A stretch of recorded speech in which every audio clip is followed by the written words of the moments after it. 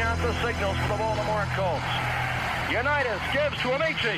The Colts are the world champions. Amici scores. It's amazing, sensational, dramatic, heart-rending, exciting, thrilling finish in the history of college football.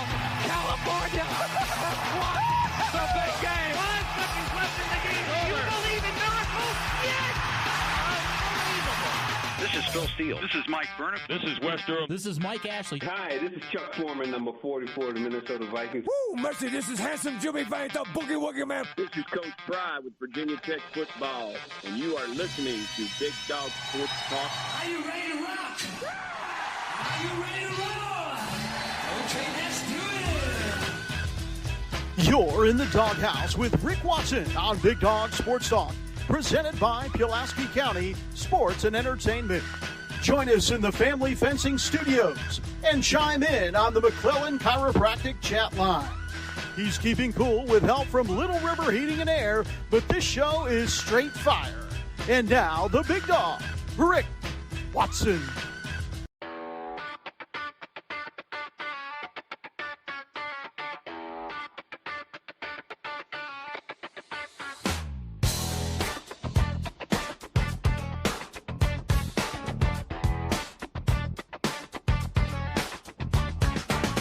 Rick Watson's got the mic, he's the big dog king.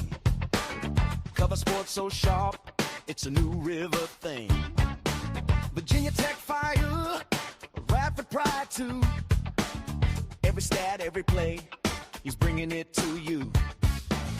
He's got that voice, deep as the valley, breaking it down, no dilly, no dally. Big dog sports talk, feel the bark.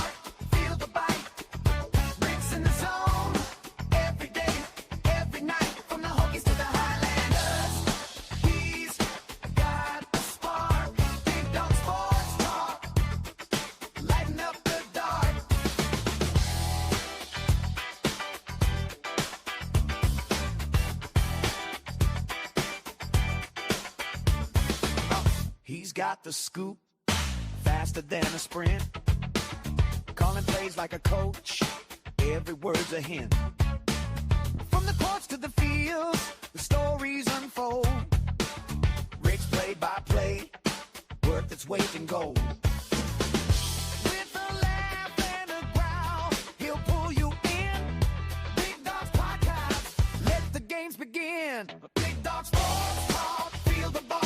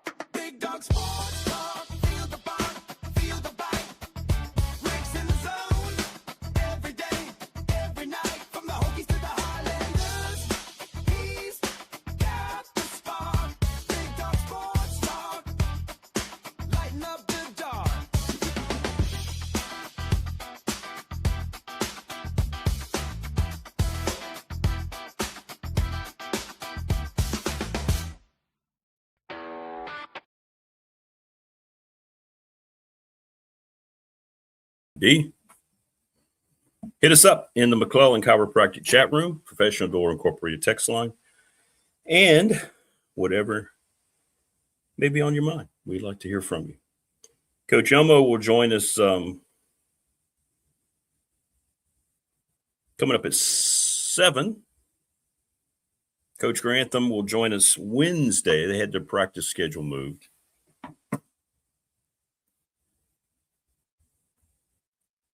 So we'll have Coach Elmo and us today here on the program. Hope everybody had a good weekend. Good morning, Stephen. Please subscribe, like, and share the channel. We open up today's show with a very heavy heart, as the gentleman on the left is Thomas McHugh, a.k.a. Mick, as many of you may remember. Pastor McHugh, he was a pastor, also worked for the Radford Transit System. Lifelong Yankees fan. There he is with the best closer in the history of the game, Mariano Rivera. He shared that picture with me a few years ago when he had a chance to meet Rivera shortly after his retirement. And the Mick passed away yesterday. I got a message from his wife, Peggy, who many of you know, who also worked at Radford for many years. Terrific family, known them a long time. And the Mick passed away. And I know he's been battling with some illness for a while. So it's a difficult bit of news to receive. He was a natural showman, if you will. He was terrific on the air. He would fill in and guest host many times in the persona of Mick, lifelong Yankees fan from New York. Told me a lot of stories of him growing up about how he was actually, knew a lot of folks from the mafia, the mob, your typical New York scene and so forth.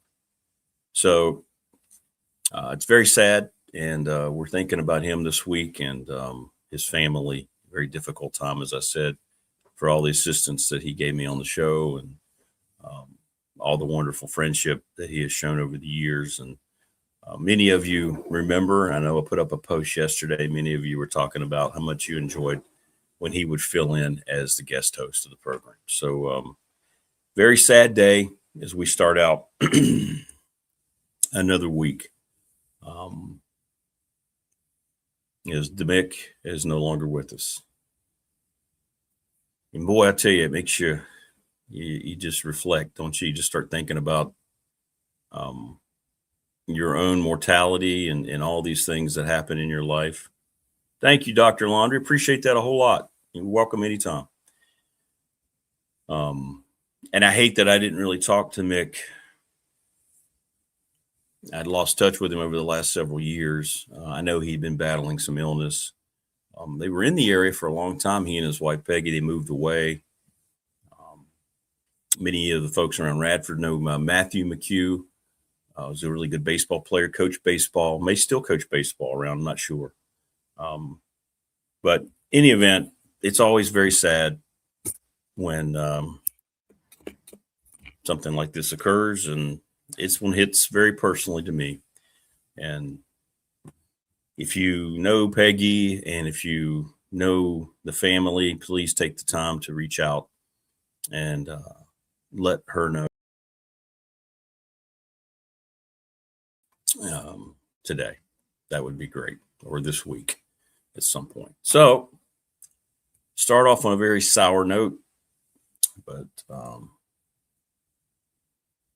very sad, very sad. He'll be missed. He will be missed. So I got that news. Yeah, I was doing broadcasting the Radford women's soccer game, and I got a message as we began the second half from Peggy, his wife, that he had passed away. So I appreciated her sharing that with me. So I wanted to share it with you. And he was a major part of the first run of the radio show. And there were a lot of times I just started having children. A lot of times I couldn't be there. Things that happened, basketball travel. And then he would fill in and do a great job. So we'll miss him greatly. We'll miss him greatly. But in any event, we did have a first full weekend of football. It was preseason football, but it was glorious to see. We had some injuries that were highlighted on turf over the weekend. I'd like to think so, Dr. Laundry. Or do I work hard? I think I do, yeah. Thanks, everybody. Please subscribe. What's up, Mafia from Lesbian? From Lebanon, I'm sorry. That's a lesbian. Welcome from Lebanon. Welcome to, well, what should I say? Welcome, Lebanon, Mafia. Sorry about that. So I just got distracted by this. Did you see this? Speaking of sports movie ties, Hayden Panettiere, who played the youngest daughter of the assistant coach, died. I don't have any details, but Hayden Panettiere has passed away. There you go. That's kind of what?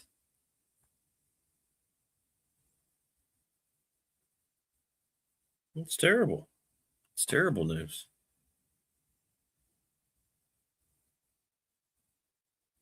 Well, I hate to see that. That's very sad. 36 years old. Damn. Horrible vibe to start the week.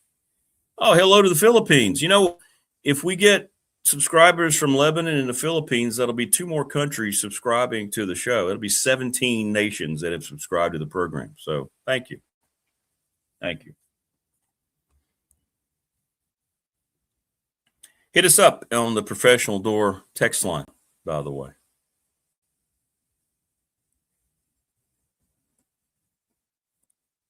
Thanks to Family Fencing, sponsor of our studios, 540-200-8294. Thanks to Jason Green and Company, familyfencingnrb.com. Mark Hunley, McClellan Chiropractic, 155 Walters Drive, over in Christiansburg. Sponsor of our chat room. Professional Door Incorporated up in Dublin, 40 years in business. Text line is 540-391-0788. We presented each and every day by Pulaski County Sports and Entertainment. Thanks to Jonathan Sweet for all of his assistance. Little River Heating and Air, 1095 Radford Street in Christiansburg, 540-553-2971. The best in the business, going around and taking care of your air and heat units. There's nobody better than those gentlemen. Our BDST fan question of the week brought to you by the attorney Ryan Pry. You guys have done a great job supplying them, so I'll continue to let you supply it. 701 West Main Street in Radford, Ryan Pry. Trust and estate planning expert. Reach out to Ryan. National Bank member FDIC, the exclusive banking partner of yours truly for the last 36, 7 years, whatever it might be. Lost track. A lot of years, over 3.5 decades, and the exclusive banking partner of this program. Thanks to Lara Ramsey and her amazing staff. They are everywhere doing a great job. ReadySetFund.com. Visit the website or just reach out to bobchrist11@gmail for more information on how you can raise money. Sundown Electric, excellent reputation, long list of satisfied clients, one of the best electrical services in the region down in Elliston. Reach out to the Smith brothers. Thanks to the NRB Super Bowl, 540-382-5525. Leagues are forming now, men's, women's, mixed, and for kids. And Lawson's Mobile Home Supply, 300 North Franklin Street in Christiansburg. Give James a call, 540-381-8011. Manufactured parts for your home. Thanks to Brandon at Top Shelf Apparel for supplying our T-shirts. Well, thank you, Dr. Laundry. Appreciate that. Appreciate that. So thanks to all of our great sponsors, and thanks to all of our great listeners and everybody who makes this show possible. Mind isn't in a good spot today, given the news of the Mick, but, you know, it's, oh, my goodness gracious, my camera. That better? There we go. Lord, I don't know if that's better or worse. We had a little movement there on the camera. That better or worse? What do y'all think?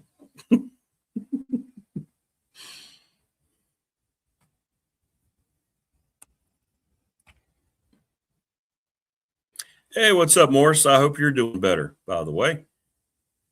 From the blue waters of the Chesapeake Bay to the hills of Tennessee and now the sandy beaches of Palm Coast, EST is live and online. I know you've had a rough time as well, Morris. So I hope you're doing all right. Thought about you a lot. And I hope things are going okay. What's up, Bap?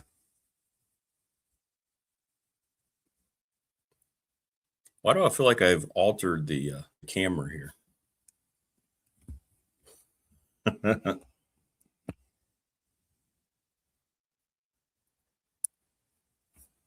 Camera got moved just now, but I guess it's all right. Is that all right?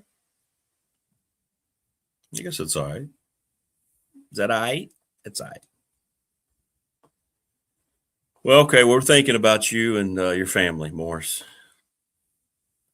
Tough time, man. Tough time.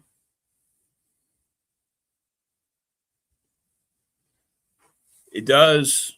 You know, I thought about it yesterday evening. I just kind of got home from the soccer game and just kind of sat there thinking about the Mick. And it makes you come back to your realization about what really matters, the important things. And I do it all the time. I'm guilty of it. I worry about really stupid things and could focus on really stupid things. And your own mortality or your immortality, whatever it might be, starts to kind of hit you in the face a little bit. So, yeah. But that's why we come on the show and we spend some time together. And if nothing else, we have a couple and a half hours every weekday here where we can kind of forget about all the airs of the real world and all these things. I know it doesn't always work. Yes, Steve and Mike. Yeah, Hayden Panettiere is dead at the age of 36. It's an open investigation. Nobody really knows what happened to her. She was just walking around New York 2 days ago, they said. They showed some footage of her.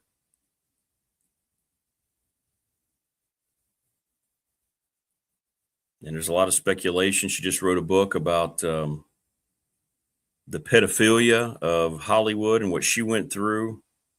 She was going on a tour and talking about all the problems of what Hollywood's really like. And now she's no longer with us. So there's going to be a lot of conspiracy theories out there. A whole lot. But yeah, she has passed away at the age of 36. No news yet, and we'll see what happens there. No news yet on exactly what happened. Very sad. Very sad. Hard to believe. Wow. Coach Elmo today. Todd Grantham will join us later in the week, probably Wednesday. He had his UAB coaches schedule altered. Now that you're getting into week 3 coming up, I guess. We're going to have college football soon. And look, I enjoyed the preseason games. I watched the Broncos game. They look, it's preseason. It's hard to get all fired up, but they look good. They've won their game 27-7.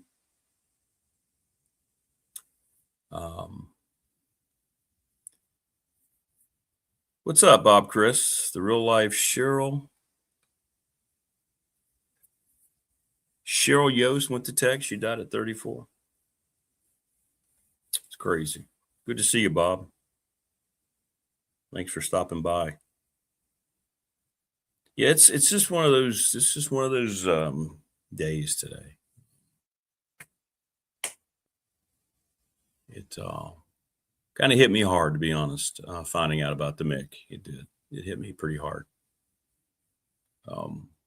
And again, when you know the family and you have those things, it just boom, hits you in the face. And I'm thinking about them, not necessarily how I feel, but I know Peg. I think they were married 54 years. Imagine losing your partner of life for that long, and that's just the married part. However long they dated, I don't know. but he referred to Peggy as the Fox. But thanks everybody who posted on the or commented on the post and remembered, and he was terrific. He was terrific, and he will be greatly missed. And thoughts out to the Yost family as well. Man, it does make you wonder. And I know this sounds like a cliche, but boy, you just never know, do you? You just can't you can't wake up any day and take for granted you're going to live. I mean, you're going to be okay. You know what I mean? You don't sit around and you don't dread and worry, but I'm just saying, don't take anything for granted. Now Hayden Paniere's dead at the age of 36. Known for her roles in Heroes, Nashville, and the Scream franchise. And they seem to be working very hard to make sure you don't try to figure out what happened, at least right now. That's always a red flag.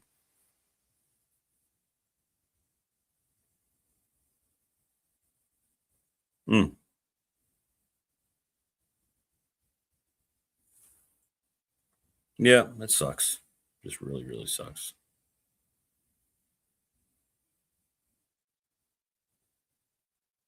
But thanks again for everybody for posting. Appreciate it. Did you watch football this weekend? I tried to flip around as many games as I could. Broncos beat the Falcons.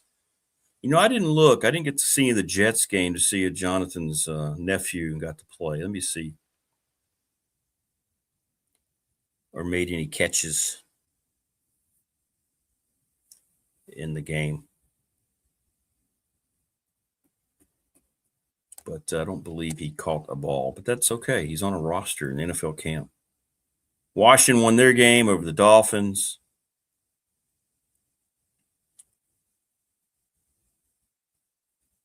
Cowboys beat the Seahawks. And then you get week 2 of the preseason, which gets underway on Thursday. And, these games, there's only 3 of them now. Unless you play the Hall of Fame game, then there's 4. I think we'll, at some point, get even less of these coming up when they decide to play 18 games, which is going to happen. 17-game schedule. I believe it's the only professional sport that has an odd number of games. It doesn't really make much sense. So hopefully if they do push for grass, if they concede to play 18, they'll take another preseason game away. That's probably what's going to happen. But I will say this, and I know it's early in preseason, and I don't want to get too excited. But I have seen fewer flags being thrown by the officials. Many fewer flags being thrown by the officials. I also want to thank everybody going back. I get so many rewatches of the program, and I appreciate that. We're up to over 40,000 views a month now. I just got the report for July. So we're growing, and it's exciting. We will have Blacksburg football here on the channel coming up in a couple of weeks. Need some more sponsors for that. But we're working on that. So we're trying to do some things. I appreciate everybody who reached out when we, couldn't do Big Dog Pop on Thursday, and people were, hey, where's Pop? We missed the show. So thank you for that. And my dauber's a little down today. I don't have a lot of host energy today after the news of the mix. So bear with me today and probably most of the week, but I'll do the best I can. To do the best I can. But yeah. What's up, Mark? Good to see you. Mr. Radford.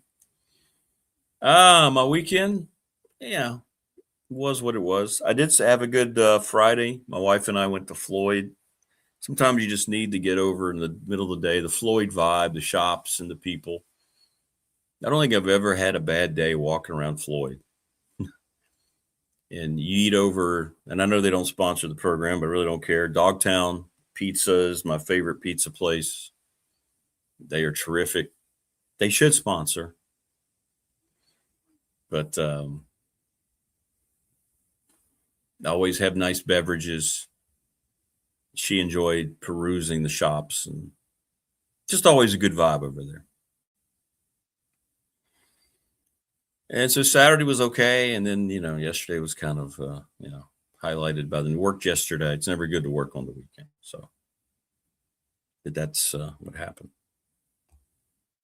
So I hope yours was, Mark. I hope you had a good weekend. He says, let's go Notre Dame football. It looks like you're going to have a good season. Keep plugging the pizza joint. It'll pay off. Yeah. Thank you, Mark. Yeah. Mark says, hate to hear that about the Mick.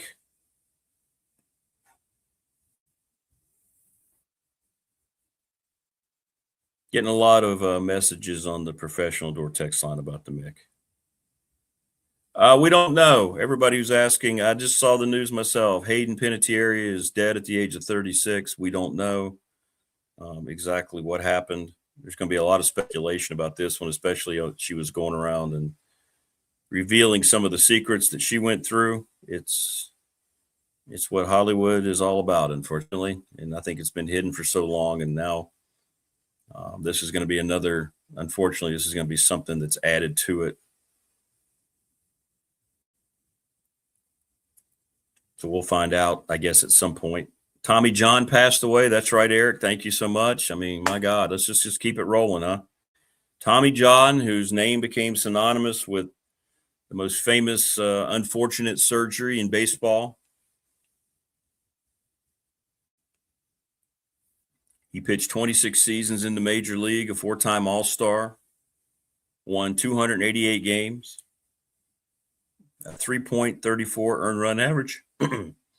In 74, he tore the ulnar collateral ligament in his elbow. And then he had the surgery, came back to the majors in 76, and went on to pitch 14 more seasons. And Tommy John passed away over the weekend. He was also a Yankee. So rest in peace indeed. Thanks for bringing that up and reminding me about that. I did see that as well.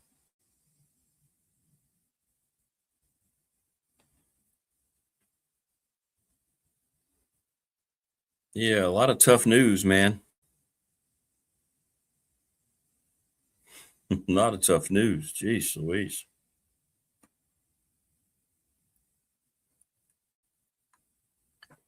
No, I did not. It's getting ripped by people who loved it. The Lanterns show by DC. Apparently they kill off Hal Jordan in the first episode. There's a lot of really, really crummy offerings out there for entertainment.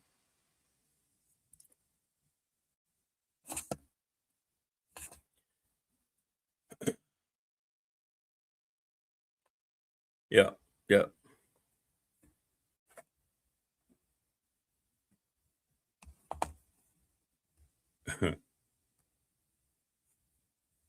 Spider-Man crossed 2 billion, so that's good.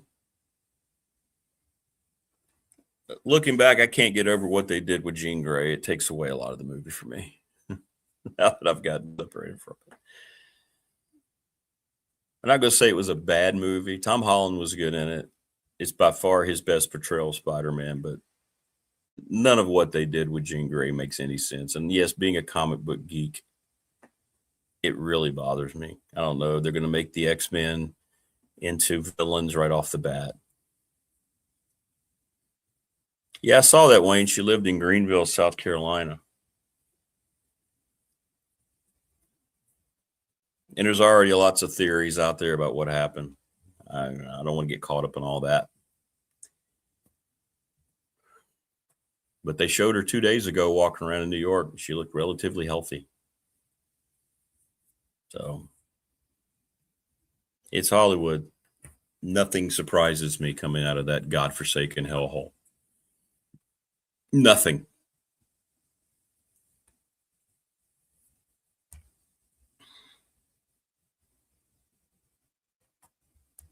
Nothing at all. I don't watch much TV. If everybody's asking me if I've watched this or that, I don't have a lot. It's me. I have a hard time sitting down and just turning on a series. I don't binge watch. They're so predictable. I don't get caught up in it. The last show I just watched all the way through was Landman, and I thought season 2 was really poor. Season 1 was really good. Then they got away from the heart of the show. Started watching Tulsa King. I haven't gotten into the second season. I've watched a couple of episodes, 3 episodes. And so far, it's not nearly as good as the first one. So when I get home, I don't really watch stuff. I need to, but I don't. Yeah, that was the last time I paid the price for it, Wayne. Ozark, which had a terrible ending. And then it had a lot of predictability. It was just basically the same thing rehashed every episode. And then they killed Ruth. No, still have not seen Varsity Blues. Yeah, a movie I'll watch. It's hard for me to watch series, especially when you know what Hollywood's incapable of today, or what they're trying to do, almost everything that's released.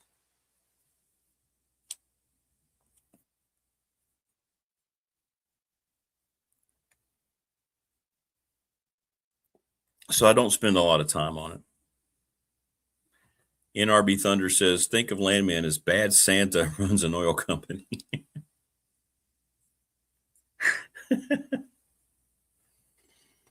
Yeah, the summer was bad. I mean, they have 2 that's making a lot of money. Like they're both over $1 billion. From what I read about the Odyssey, I have no desire to see it. It's a terrible modern day depiction of it. When I saw freaking Christopher Nolan say that it was too much misogyny, my God, in the original poem by Homer, one of the most respected and revered literature pieces in the history of man. And he remade it with a modern twist that somebody else that I don't want to. When I hear this whole it's for modern audiences, I'm out. I am out. I'm not watching that crap. Spider-Man movies, it's going to make over $2.5 billion. I'm glad to see the genre doing well. And what it is, it's not. You keep hearing about superhero fatigue. It's just bad movie fatigue. It's not a good movie. It's not, but it's told at least in a better light than most of that stuff. Sony does a better job than Marvel does. Marvel gets only 25%. Sony owns the character of Spider-Man. We didn't need. I'm getting a lot of questions about Spider-Man. I guess people finally saw it. They needed to lose MJ and Ned. They serve absolutely nothing. Their characters are not developed in any way, shape, or form. They're just standing around as extras trying to show us how much Peter misses being with them. What they needed to do when they were out of their lives was just start new, bring the real Mary Jane into his life, bring the Black Cat, bring Gwen Stacy into his life. You don't need Ned. He didn't have a relationship with Ned like that at all in the books. This MJ is not Mary Jane Watson. It's Michelle Jones. It makes no sense. She's only in there because it's his wife in real life. That whole dynamic is stupid. It doesn't make any sense. It's just him pining away for them. They serve no purpose. None. Tell me in any way, shape, or form they're developed, Ned and MJ. Yeah, Project Hail Mary. We watched that, Wayne, finally a couple of weeks ago, or actually about a week and a half ago. And I did like it. I thought, what the hell's the name of the actor? The guy who's going to play Ghost Rider? He did a nice job carrying the movie when it was basically him. He was good. Ryan Gosling, thank you. My mind is toast, man. He was good in it. And I like the dynamic with the rock alien guy. He looked like a crab rock. He was cool. I liked it when he figured out. They kind of glossed over how he figured out the communication system to give him a voice and all that, but that was fine. And I liked the ending. I thought that was cool. That was realistic. That he couldn't make it back to Earth, so he did all the things he needed to do to help Earth, but he went back to his friend who had sacrificed himself for him. That was good. I did enjoy that. Good call. I did enjoy Project Hail Mary. I did. And Gosling was really good. He was good. He seems to be one of the few that hasn't run his mouth about, if you don't believe like he does politically, then he doesn't want you to watch his movies. At least he hasn't yet.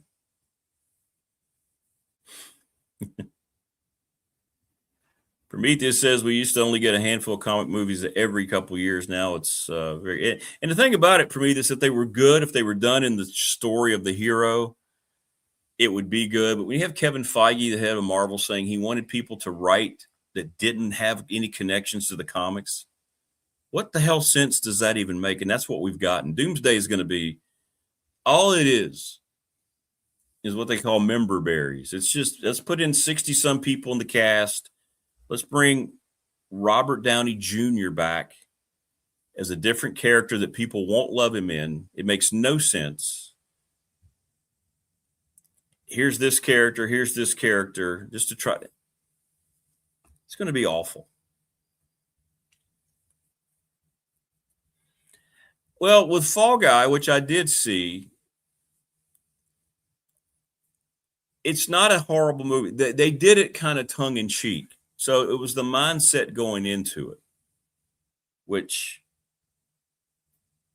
made it better. Now, it's not nearly the TV show, but it was fine. It was fine. If the number of viewers drops to 5, I will leave in honor of Jaden Daniels, Village Idiot says. Yeah, Jaden Daniels been taking a beating, huh? Yeah, man, his mom there. The whole thing is just so disappointing. And trying to ask for his Heisman back. Wow.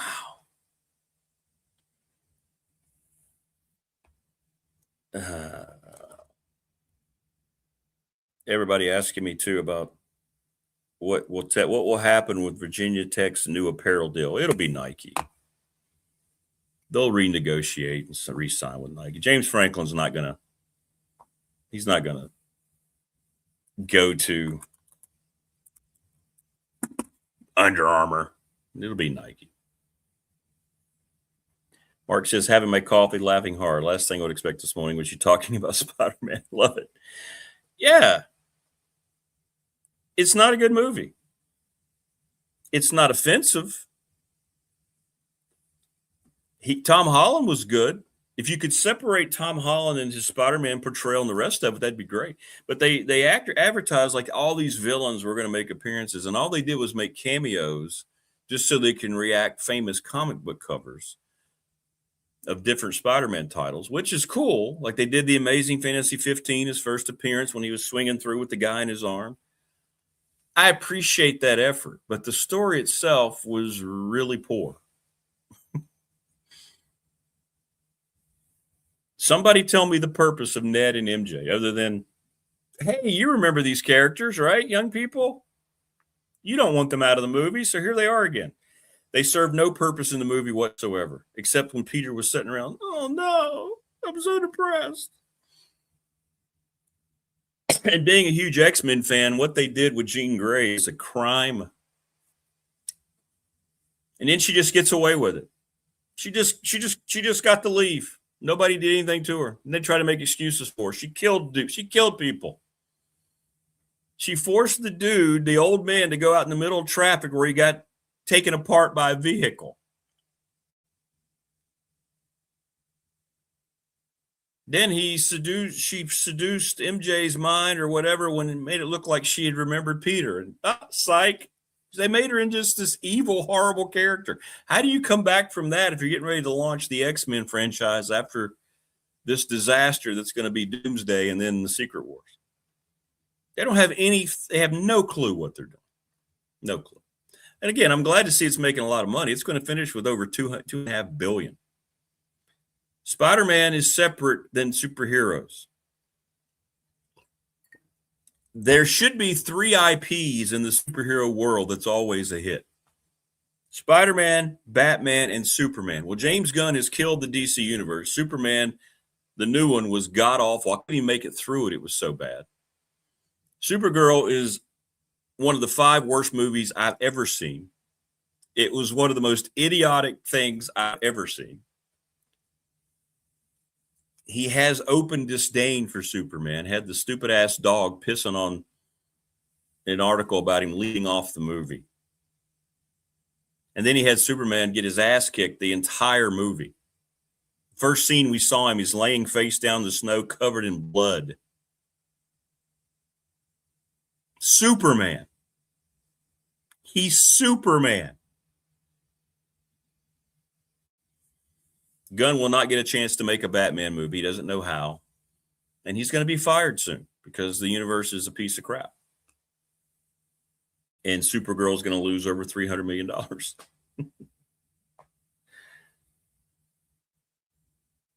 But those 3 should be slam dunk. Spider-Man's always going to do well because people love Spider-Man. They love Spider-Man, right? It's just the whole thing. He's an international superstar.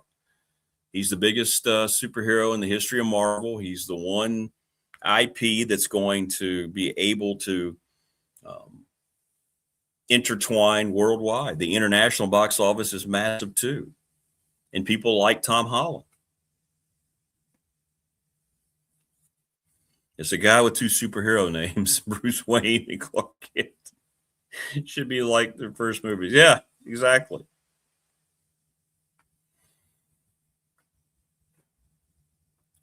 So if you're a DC fan, just answer the question. So you start out with Superman, which was terrible.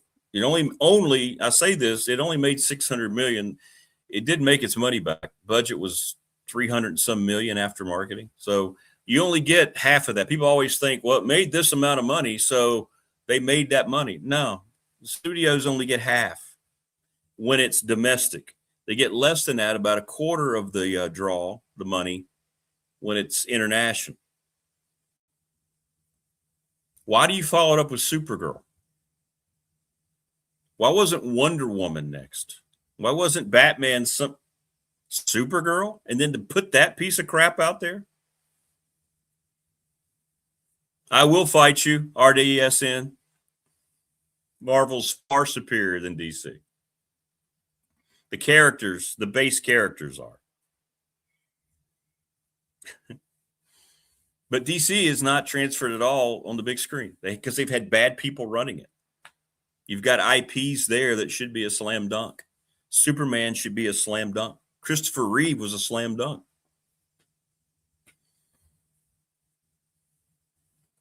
Then you haven't read much of Marvel because it's just the opposite. How old are you, RDSN? If anything, it's the complete opposite. Marvel's characters are more relatable to humanity in every day. That's why Peter Parker is so popular. He's a normal teenage kid. He's got all sorts of problems. Well, there you go. He has problems with his girlfriend. He has problems with his job. He has to deal with his aunt. He has to deal with his identity. It's why he became so popular, which is why he is the biggest star. He's the biggest film star. It's Spider-Man. It's not Batman. That's why this movie is going to make $2.5 billion. DC's characters are very simplistic. Superman should not be, but he turned out that way. Batman is not necessarily simplistic. But I will say this. If you had good people doing them in the theaters, if you had good people making movies who understood the IPs, then it would be a much different thing. But they don't care. I really don't think they care. I think it's pretty clear that they don't care. Stick around for a real hero, Godzilla -0. Yeah, I'm looking very forward to that. All right, Mark. Take care of yourself, brother. Be good.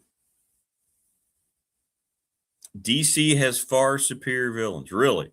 Who's superior than Doctor Doom? I'm not talking about the stupid ass movie version we're about to see. Thanos. Lex Luger? No, Lex Luger. I just saw Lex Luger. Lex Luthor? Freudian slip. The Joker? The Joker didn't become the Joker until what? Batman 251? When Neil Adams turned him into a psychopath. Joker was just a clown before that, literally. Hence the makeup. The Riddler? Ooh. It was a different time, Thunder says, when Hollywood didn't hate America. Correct. And they do. Hollywood hates America. Absolutely hates America. Yeah, Bane was a silly character in the movie. The voice. The Penguin series was good. That was really good. And they're not going to make season 2, by the way. Where's the Bigfoot comic superhero? Well, there is a Sasquatch character in Marvel Comics, by the way. He's part of Alpha Flight. I've got him somewhere. I got to figure. Oh, he's up there. I can't go get it. It's one thing I like about going to Floyd. When you're in the shops, you see a lot of Bigfoot stuff. A whole lot of Bigfoot stuff. That was fun.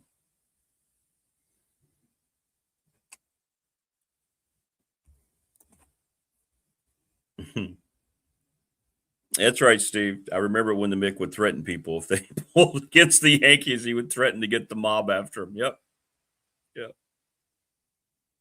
Absolutely. Good-natured stuff from the Mick, who passed away yesterday.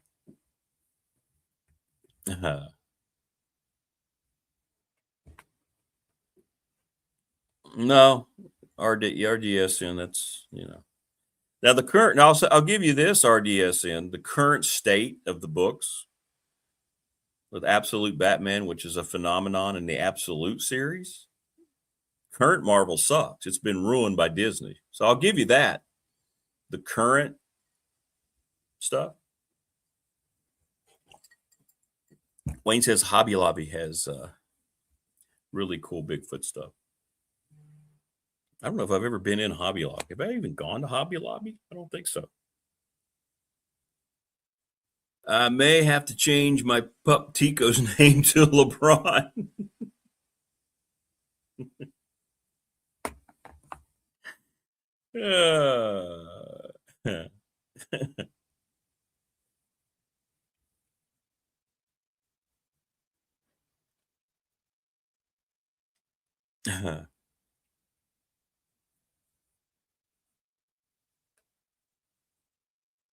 He loves belly rubs, walks up and flops to the floor.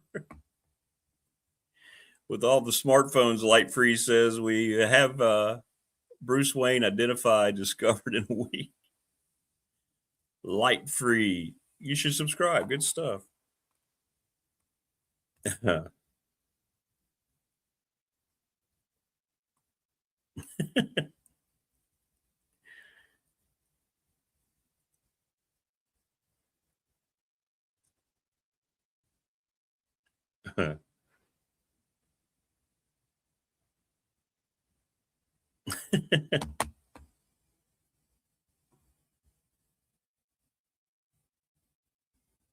Well, I got a text saying I was wrong about the Joker. The Joker, yeah, he debuted as a killer, homicidal killer, but then they went away from that in the 50s and 60s and portrayed him more in a manner that doesn't. It comes back with issue 251. That's why it's such a famous issue.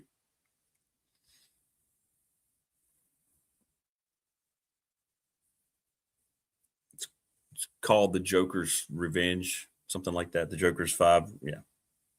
And then, of course, we got the Heath Ledger version, which took it to a totally different level. Totally different level. Okay, which characters has Marvel copied from DC RDSN?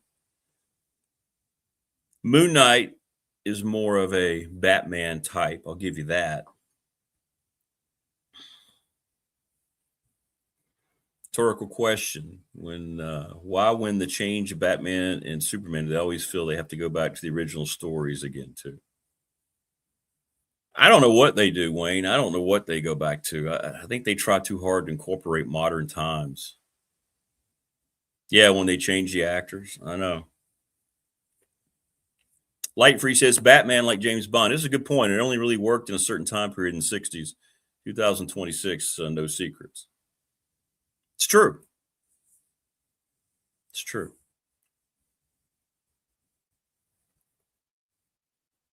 Batman's always intrigued me because of what he was. He doesn't have any superpowers, and how he's been portrayed in the evolution of the Batman. Well, I guess we go by the movies and the books, and now there's Absolute Batman, which is doing extremely well, which I have not read, but it's doing exceptionally well.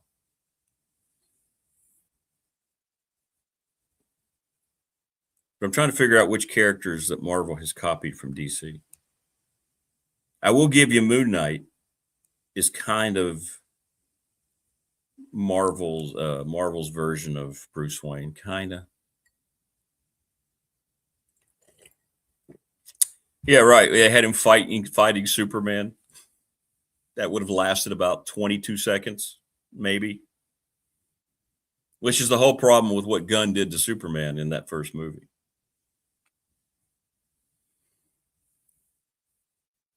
It's a terrible movie.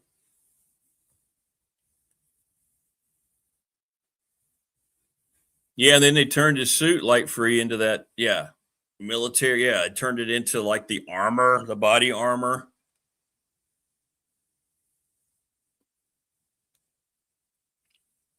Okay, well, RDSN, give me an example. The Hulk is nothing like anything DC has. Thor is not anything like DC has. Captain America is not like anything DC has. Those were old Atlas. Captain America was old Atlas comics in the day. Now, DC does have the Golden Age lineage going for it, and I respect them for that. Action Comics #1, or whatever the issue is. I think it's actually Superman throwing the car. It sold for 12. No, you haven't given. Okay. Let me see. Well, Deadpool. I mean, he's a modern character. Doctor Strange was around in the mid 60s.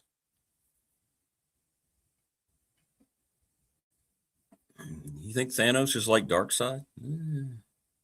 I missed that. Sorry about that, RDSN. I missed your examples.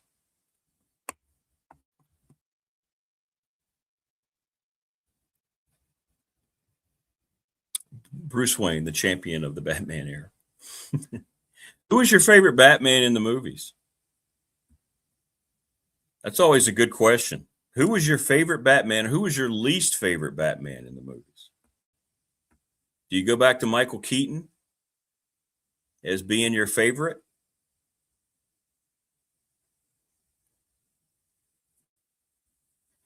You go back to Adam West? I mean, y'all tell me who was good, who was bad.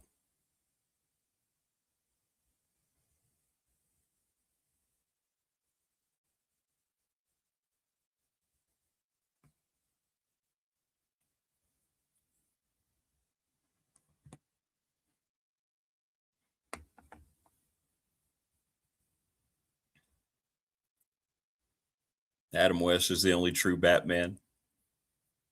I don't mind the newest one. For me, this is Michael Keaton. Michael Keaton was good. Surprisingly good.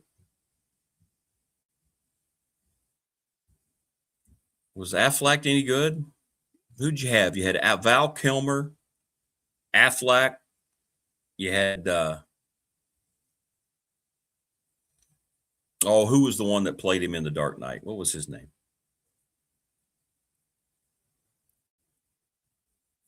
What was his name?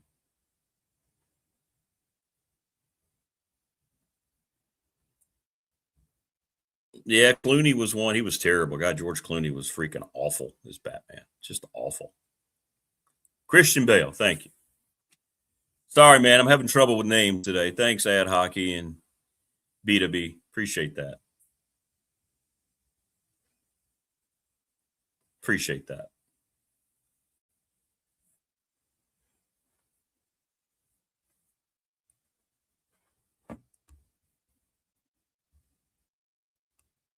But I give DC credit for being the first superheroes in the golden age, but the Marvel heroes that were created far exceeded them for many, many years. Not now, because the writing is so bad right now. All right, Coach Elmo is going to join us in just a second. I'm going to go get Creed, and we'll get Coach Elmo on. And thanks. It's been good to talk about all this stuff. Like I said, with the mixed passing, it's been a little heavy today. So I'll be right back.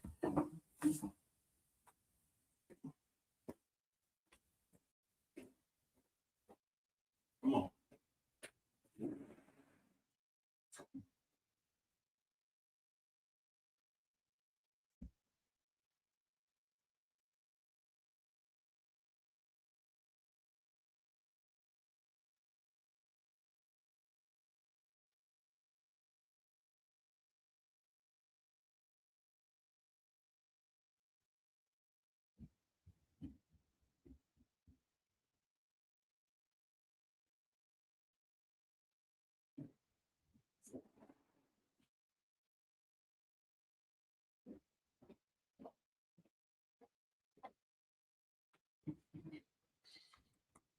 All right.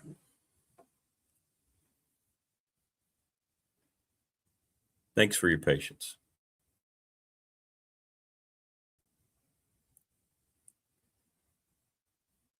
And a good conversation. Kind of got my mind off of stuff. Are you kidding me, buddy? You want right? Now he wants right back out.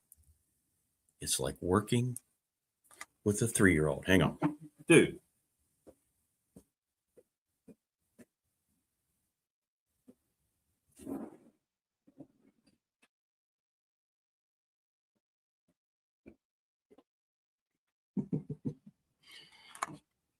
All right.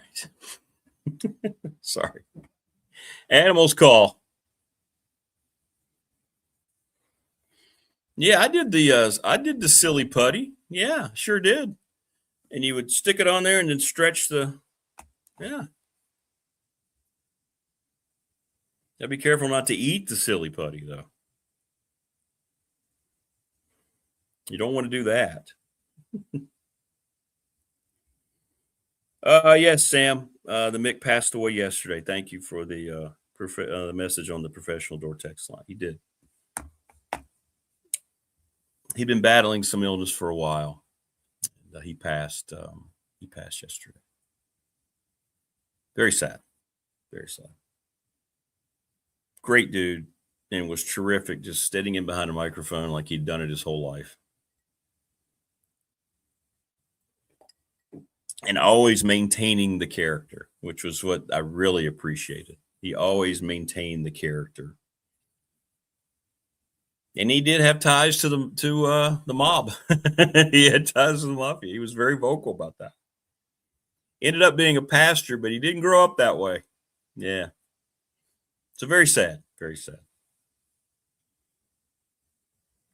Joining us now on the program, we're never sad to see Coach Elmo. What's going on, Coach? Good to see you. God, I still have a job. Thanks, Rick. You do, man. You do. How was your weekend? What'd you get into?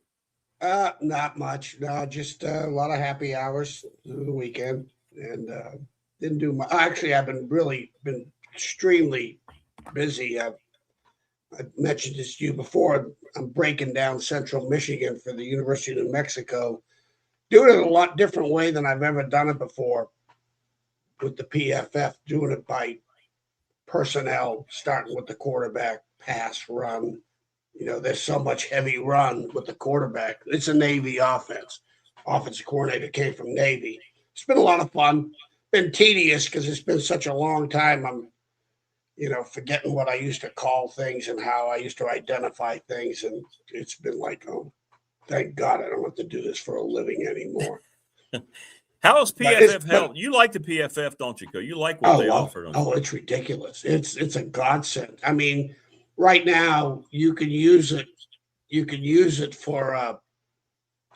I know Todd. I've talked to Todd about it. If they want to look at an offensive, the right offensive guard, pass protections, in drop back or play actions, you can break it down and send it. Let the player study it. That's going to play over him, or pick out your lineman that's your weakness. Let's say, for example, the center is really a poor pass protector. Well, when we used to do, when we got into the 46 defense, the bear cover in the center and the two guards, which a lot of people are doing today. It's as I'm breaking this down, I mean, it's a base front for everybody because it's a pain in the butt for the offense, not only with the run, but the protections and how you dictate your protections.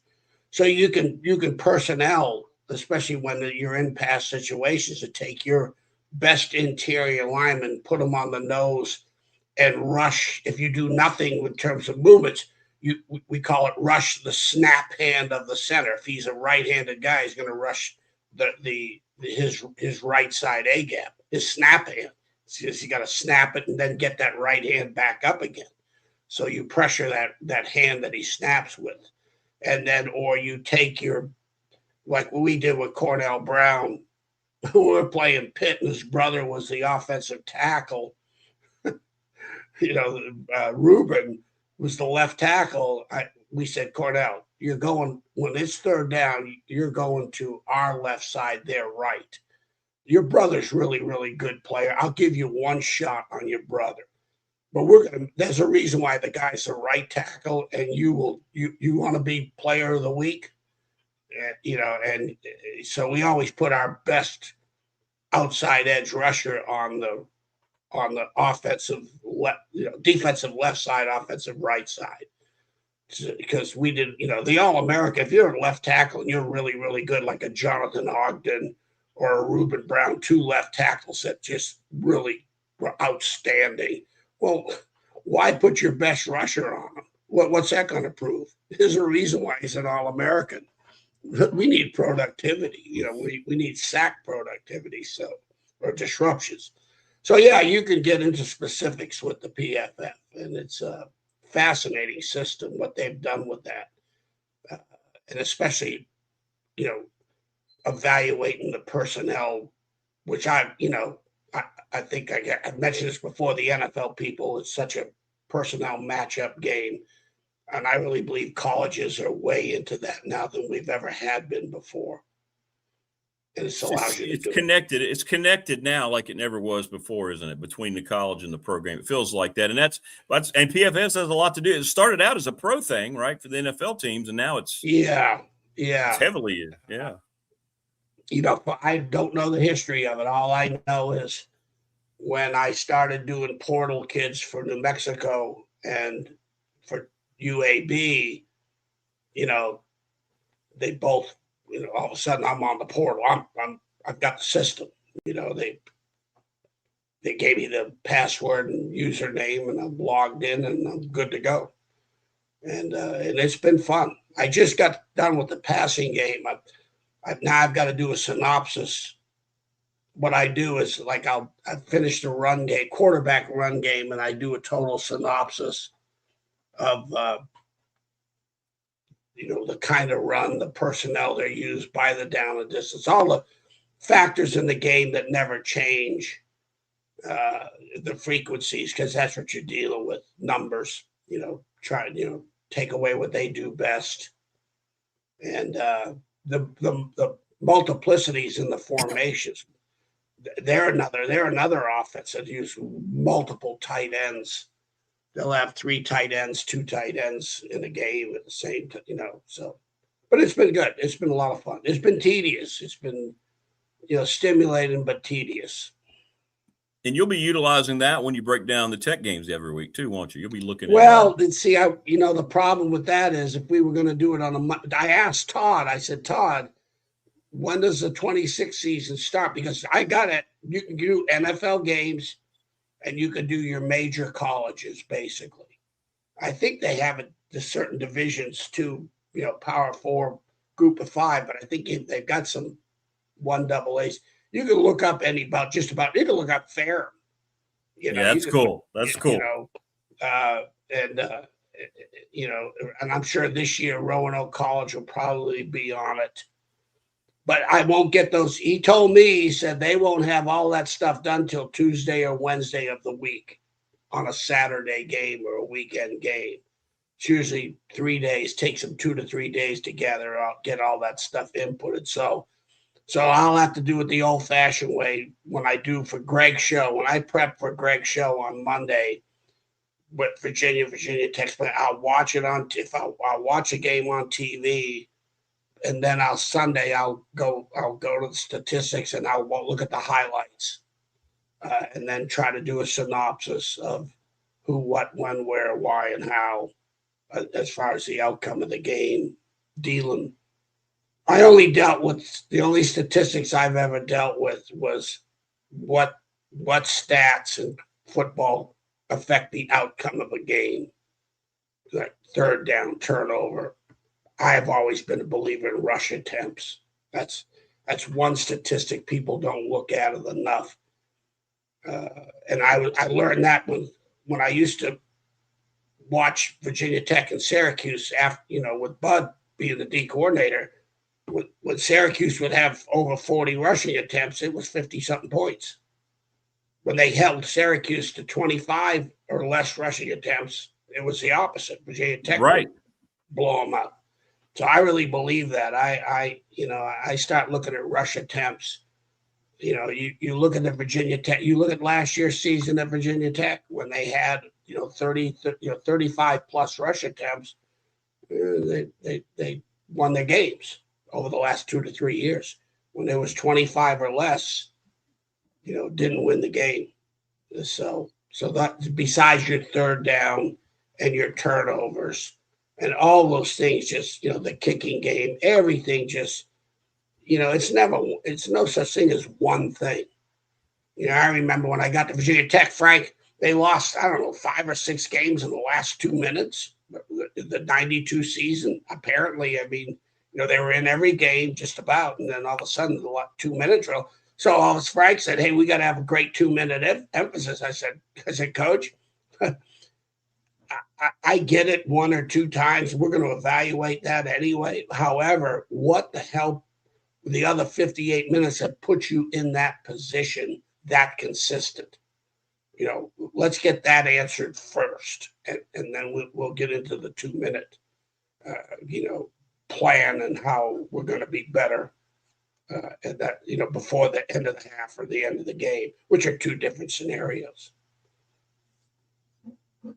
Well, it's cool. It never stops evolving, which always is fascinating to me, right? It never stops evolving how you can try to get prepared every week for an opponent, but then it always just comes down to what? Executing, making sure that you don't mess up, don't turn the ball over, and penalties. It comes back down to human nature. That's why I think that's what makes football so fascinating, right? You put all this I don't care, right?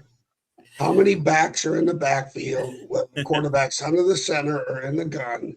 You got a center, 2 guards, and 2 offensive tackles. And you're going to have a 3-down lineman or a 4-down lineman. And that part of the game has never changed. I don't care if it's single back in the 30s, 40s, 50s, 60s. There was a center, 2 guards, 2 tackles, and you're either running some kind of lead block, inside run blocking with a double team someplace. You're gap blocking down, pulling backside lineman, whether a guard or a tackle. Your zone blocking, which is that changed the game tremendously back in the 80s, 70s, the 80s, when the zone blocking schemes came into play. And then you got what I call how you're going to run the ball outside. You either a man block it, what we call pin pulls, and that stuff hasn't changed. There's only about 4 or 5 run concepts that will continue for the next 100 years and 100 years prior, because it's not about plays, it's about your concepts. And the center, 2 guards, 2 tackles, those concepts, okay. Some people will do all 4 or 5 of them. Some people just do 3 of them. Then they'll put a 1 back in there, or a 2 back in there, or no backs with the quarterback running the same line concepts. Then you got your traps and draw blocks and things of that nature. So it's a simple game, but the offenses with the spread coming in, they've really, the window dressings are if you just keep it between the tackles, you'll get a feel for who they are. What's their offensive personality. Who in your mind, Coach, are the last people, the truly innovative people that may have changed the game a little bit offensively? Are there people that stand out that evolved the game? Who do you think it is? Yeah, the very first guy that in my 40 years was Monty Kiffin. Yep. With Monty Kiffin, everybody think about this, Rick, back in the 60s, 50s or 60s, you're either a wide tackle 16, basically an even front, two tackles on the offensive guards and 2 ends on the, outside the tackles, tight end area, that 4 down lineman, or you were a 3 down nose, 2 tackles or ends head up the tackles. You're either an odd or an even front. And most people think about, remember the old Woody Hayes, Bo Schembechler, it was like playing each other. Everyone was in the 50 odd front slant angle teams. And even the wide tackle 6s could go to a 50 front and slant to the boundary of the field and get back into their wide tackle fronts by moving into it. And I don't want to get too technical, complicated. But what Monty Kiffin did on the slant angles when he was at Nebraska,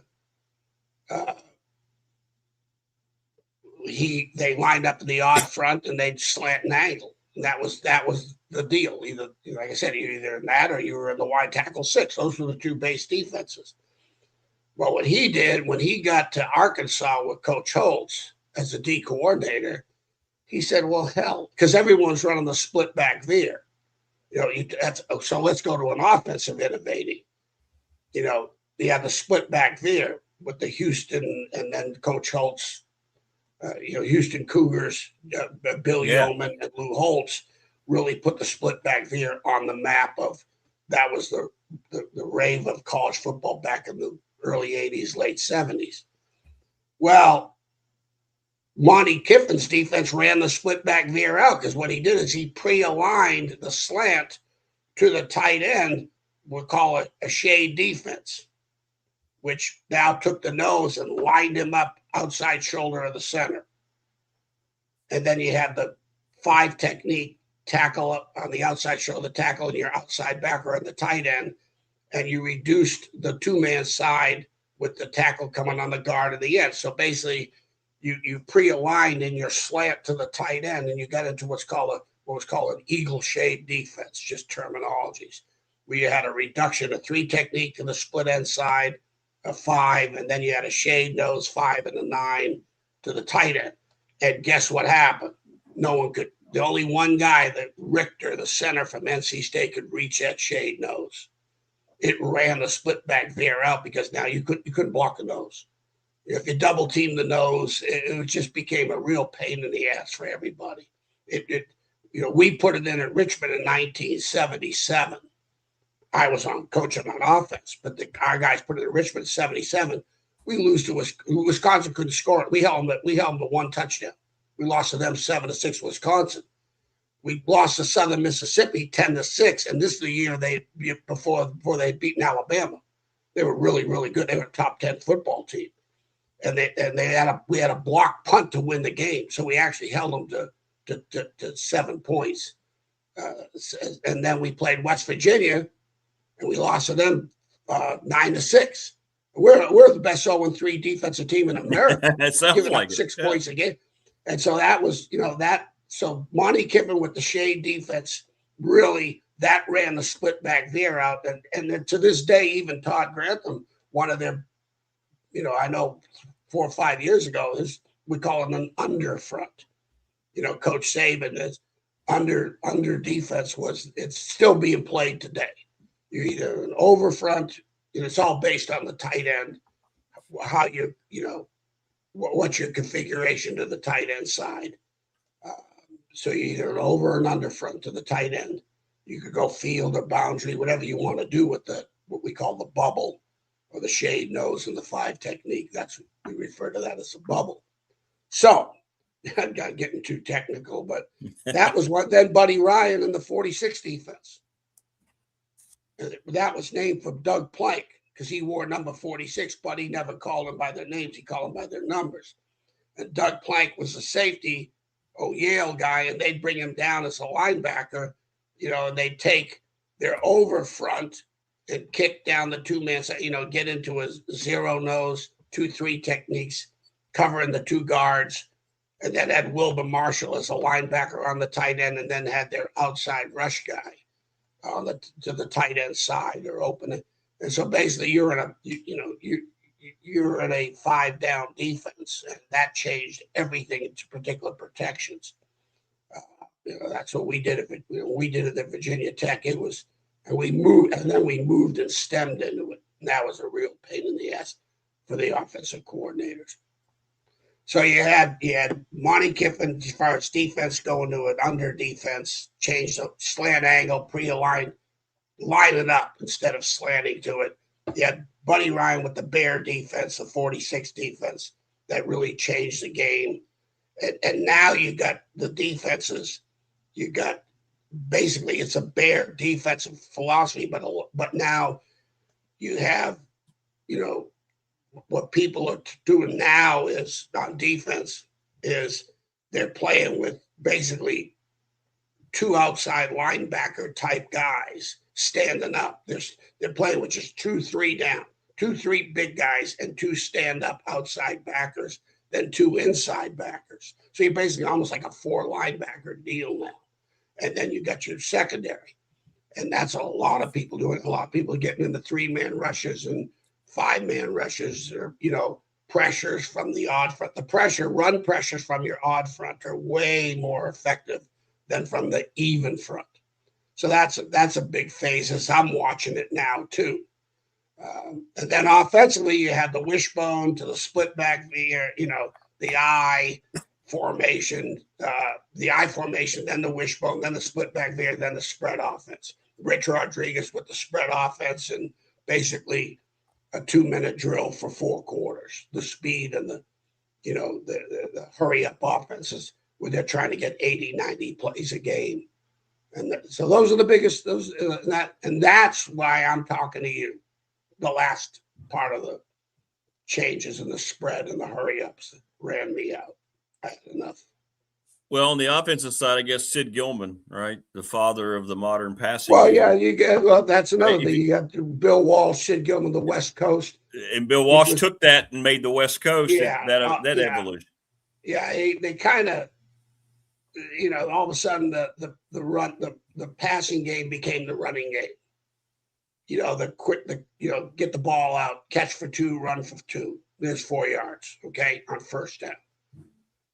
So bottom line was, why beat your head against the wall running it when you can throw it?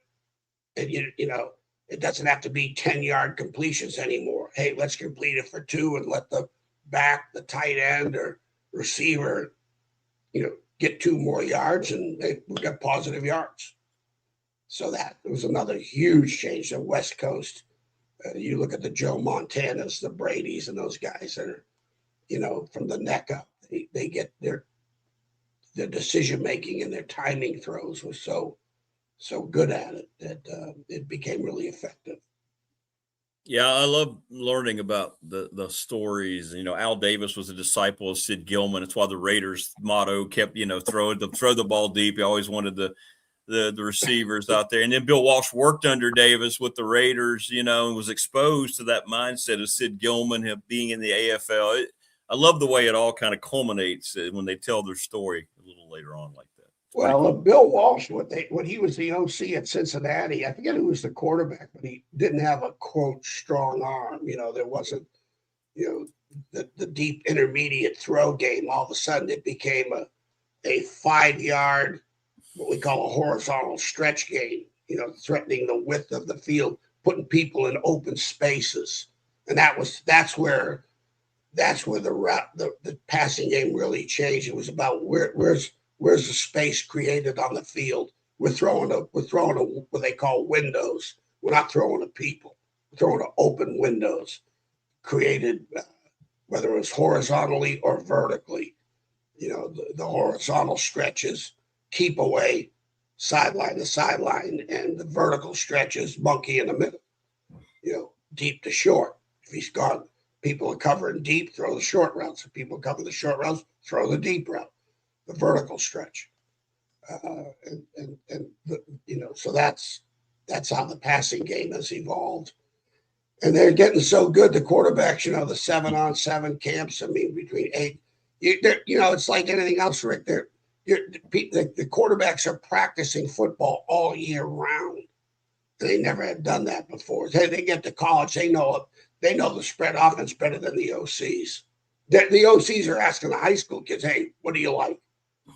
Just like the college guys get in the league and you get what do you like? What's your favorite plays? What's your favorite routes? What's your favorite pass concepts? What do you do best? When you get those interviews at the combine for quarterbacks, those kids are getting asked that questions. They're asking them questions of what they think they do best, getting them on the board. So, well, sorry for all the technicality, but no, it's great. It's great. I just wonder if we're going to have anybody come along. Like, what's the next thing going to be? Right? What's the next big thing? It's coming back. The multiple tight ends because of the defenses that are being played. You're basically playing with just 3 big guys and 4 intermediate guys and 4 small guys, being small being DBs, intermediates being linebackers, and the 3 down because of the spread. Now all of a sudden you got a bear defense with 2 outside linebacker type, basically big safeties that go to outside backers. Then you got your true inside backers, and one of those inside backers is really probably even another former safety or running back, become what they call the adjusting backer that can go to, it depends on what your pass defense concepts are, whether it's split safety coverages or middle of the field coverages to add. Remember, Rick, it's a numbers game. Football's a numbers game. If you've got 2 blockers, I want 3 defenders. If you've got 1 receiver, I want potentially 2 defenders. It's a numbers game. You got 6 blockers, I'm going to be in a 7-man front. I'm going to outnumber the blockers. Well, when you get to the spread and when the quarterback is like this guy from Central Michigan, when it's 11 on 11, you can't crap the 12th guy. There's no outnumbering. If you want to keep a deep zone defender, particularly middle of the field, all of a sudden you got to bring that guy down in the box, and you're playing your no help man, and that's where those guys get you. The wishbone teams, they'll get your ass when they're throwing the football. Think about it. They only threw it 6 times, but 4 of them were taking shots. They were throwing. I used to tell people, I say, you guys, this dink and dunk pass game. Hey, at least when people were in the wishbone, they only threw it 6 times. Yeah, but 4 of them were down the football field to the end zone, and all they needed was 1 or 2 scores on it. Don't forget, you never get booed on an incomplete deep pass as an offensive coordinator. That's true. That's very true. Hey, I wanted to ask you, as you've talked about him before, I don't know if you saw it, the Packers cut Kyron Drones already after one preseason weekend. And so you always felt like maybe he was brought into a system that didn't really fit him. And that's at this point, I mean, because he is so big and he's such an athlete, he was intriguing. I don't know if anybody else is going to pick him up or not, but is there some way he could ever fit in that league? Would it be as a tight end? Can a quarterback very easily, make Derek that? Fenner did it. I mean, not Fenner. What's his name? Logan Thomas did it. I know. Yeah, there are a couple of guys that have done it. A couple of the Carolina guy who was the quarterback that went to from Hampton High, went to Carolina for basketball too. Oh yeah, he ended up playing tight end. I think. I know who you're talking about. Yeah. So because I know he was with the Raiders as a tight end, and but with him, I think it's too late. I mean, his biggest issue was here he goes. This quote, highly recruited kid, again, the same old crap. 247 puts him as a 4-star. He goes to Baylor. He has 2 starts at Baylor. 2 starts, Rick. And then they bring him to Tech, and they never took the jersey off him. And that's, I think, a big mistake with 2 starts. If he had 25 starts, okay, and all of a sudden he's at Baylor and he's winning the Big 12 conference, okay. All right, I'm gonna put the jersey. I'm gonna put the jersey on him. But with 2 starts, I'm taking the jersey off this kid. Let me see what he can do when the bullets are flying. Next thing you know, they get into a game with him and find out that the expensive losses, what he can't do. So it didn't shock me. I'm surprised he got into a camp. It's lunch money for them. I mean, one day give him lunch and send him packing.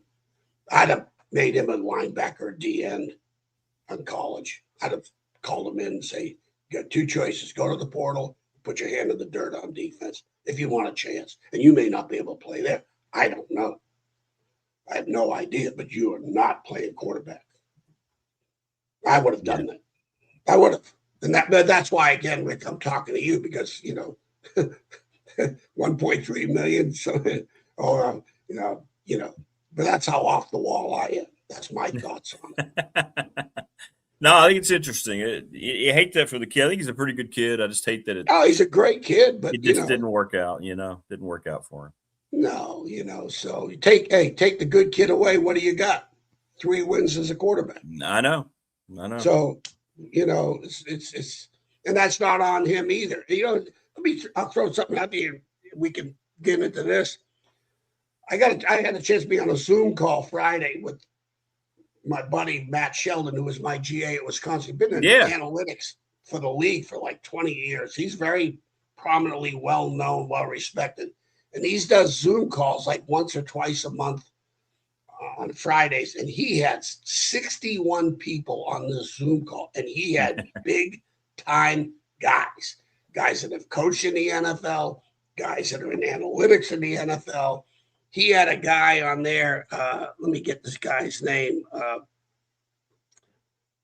Mike Serbo, who was on the Dan Patrick show for about 17 minutes. He all of a sudden he's on Colin Cowherd, Dan Patrick, all those, should have been on Rick Watson. Yeah, we got to get him on here. Yeah, I mean, what the hell?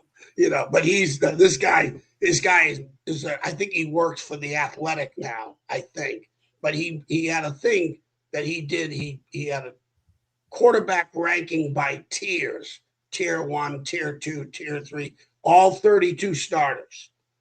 And some of it was controversial, but a lot wasn't. Like he had Mahomes was number 1, Allen was 2, Stafford 3, Burrow 4. Okay, great. Yeah. And you could, however, who is 1 is just who cares. But what was interesting was my question to Matt was, I want to know why in the hell do these throwaways, Daniel Jones, Baker Mayfield, Sam Donald, first round throwaways, complete failures with their organizations. Daniel Jones, the Giants, Cleveland, And so, the question that was posed to, and here's the thing, when they did this tier thing, it wasn't just this guy by himself. He talked to hundreds of, assistant coaches, GMs, quarterbacks. He had resources from people like, wow, that got that information to make the final decisions. And the thing he posed on the Zoom call, what was really interesting, does the quarterback fail the organization, or does the organization fail the quarterback? Right, which we talked about. That's true. Pertinent question. And you know what? Talking to the head coach of the Vikings and a lot of the OC, quote, OCs or OC head coaches, you know what their percentages were? The organizations fail the quarterback. When it's I think I agree with that. I do. Yeah, I agree with that. It's the organizations that fail the quarterback. They're first rounders. They're thrown into it, and either build the team, get the quarterback, or get the quarterback, build the team, And I thought that was fascinating. But this Mike Sorbo, interesting points. He goes, because my question was, how do these guys go from the outhouse to the penthouse? Or at least be able to knock on the door of the penthouse. They may not be in it, but they've gone from trash to very effective. Hey, we're winning. We're going to win games and give your team hope. If Daniel Jones doesn't get hurt, they're 8-0, and he gets hurt. They're 8-0. He's having an MVP year. Baker Mayfield, he's all of a sudden his name gets thrown in the MVP. Sam Darnold wins the Super Bowl. Here's what the assessment was, which fascinated me because, I'm thinking, hell, they're finally getting coached. That was my initial. Yeah, sure, yeah. But you know what? They brought out, he said, number one, think about it. These guys have experience in the NFL and were with good coordinators somewhere in their career. But it didn't work, okay, because the team because they were on a really, all three of them were, maybe exception of Cleveland, but most of them, not that they were with poor defenses, but all three of those guys went to teams that had outstanding defenses. Okay. And where Daniel Jones goes to the Colts for 8 games, they're playing really, really good defense. Baker Mayfield goes to Tampa Bay. They're playing really good defense. Sam Darnold goes to the Minnesota playing really good defense. Then Seattle playing better defense. And he said, there's so many factors involved that just outside of coaching in the revival of quarterbacks. It's the big picture of things.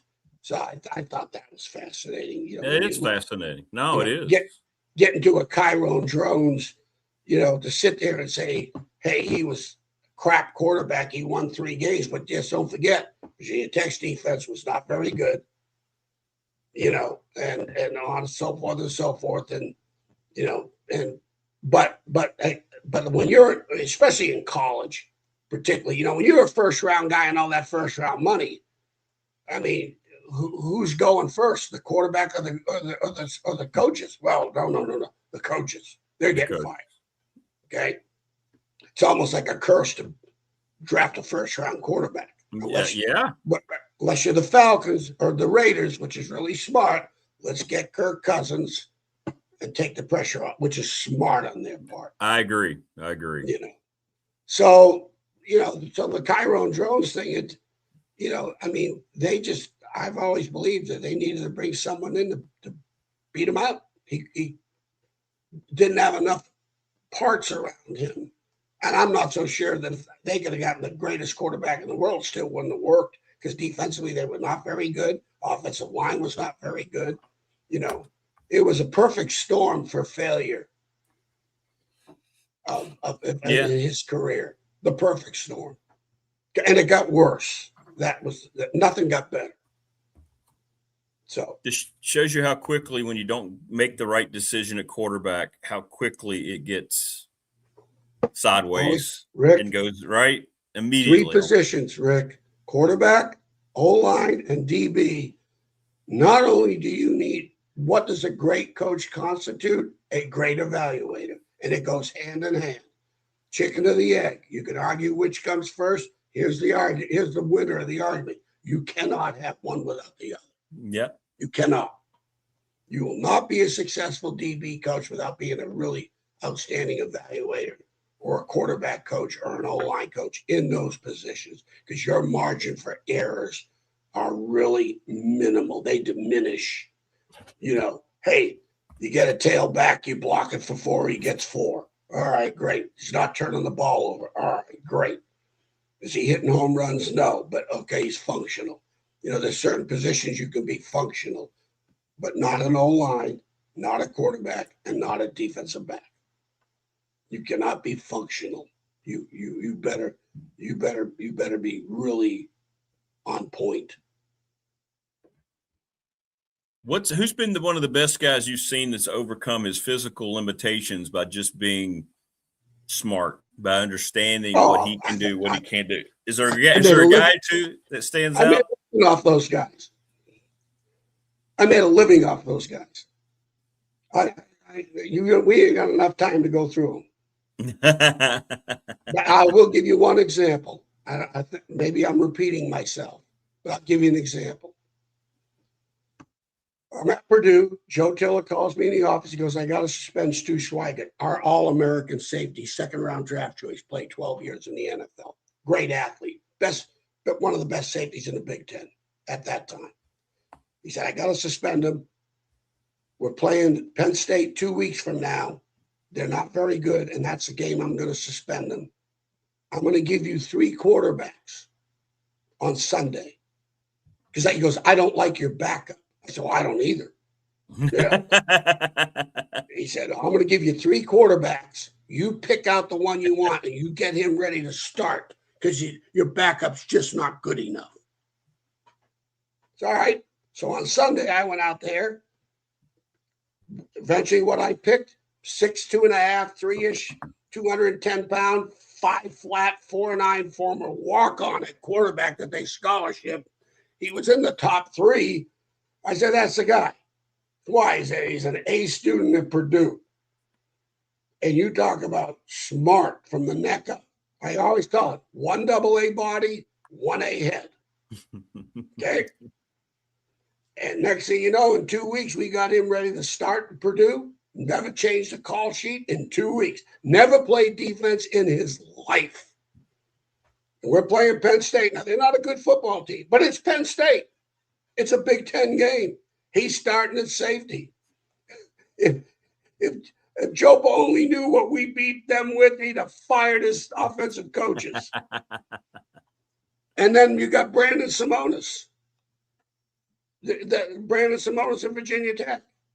A 1A head and a 1 AA body. I used to look at him and tell him, hey, look, you got a 1A head, 1 AA body. Do not screw this up. You better bring that 1A head with you every minute of the day. So, yeah, Joe, it's like, I had more fun with those kids. And those are the most memorable players. I can name them all. Jason Doring. And by the way, the quarterback converted to safety. He had the 1 start. Stu came back, but he was the backup. And then the next year, he ended up being the starting safety on an 8-win Purdue team. He had a hell of a career. He was a 3rd-string safety, So you don't think I could take Tyrone Jones and in 2 weeks get him ready to play? Hey, he's a whole lot better athlete than that safety was. I can guarantee you that. You would have had him ready. I believe that. You would have. Oh no, I mean it was like, well, it's obviously too. It's a mindset too. You got no choice. The head coach is giving you no choice. You got to get him ready. But okay, so what are you going to do? I'll pick out the smartest son of a gun that can, hey, give me a one-time guy. Yeah, I'm gonna tell you. I'm gonna show you. I'm gonna rep you, and that's it. Steel trap, one time. And those are the guys. Brandon Simonis, one-time guy. He'll get it. Jason Doring, safety had at Wisconsin, played in the NFL for 6 years. Was a walk-on for us. Probably Lloyd Carr at Michigan, when I was coaching against Michigan in the Alamo Bowl, when I was at Nebraska, staffs got together for a social, and I knew Lloyd Carr well enough. My Big Ten experiences, at Wisconsin, and we were all shooting the bull, and Jason Doring's name came up. Now this is Lloyd Carr, played coaching in Michigan for over 20 years. He said, Phil, he's probably in my top 3 of the best safeties I've seen in this league. How about that? I went, oh my God. So I've had numerous players like that.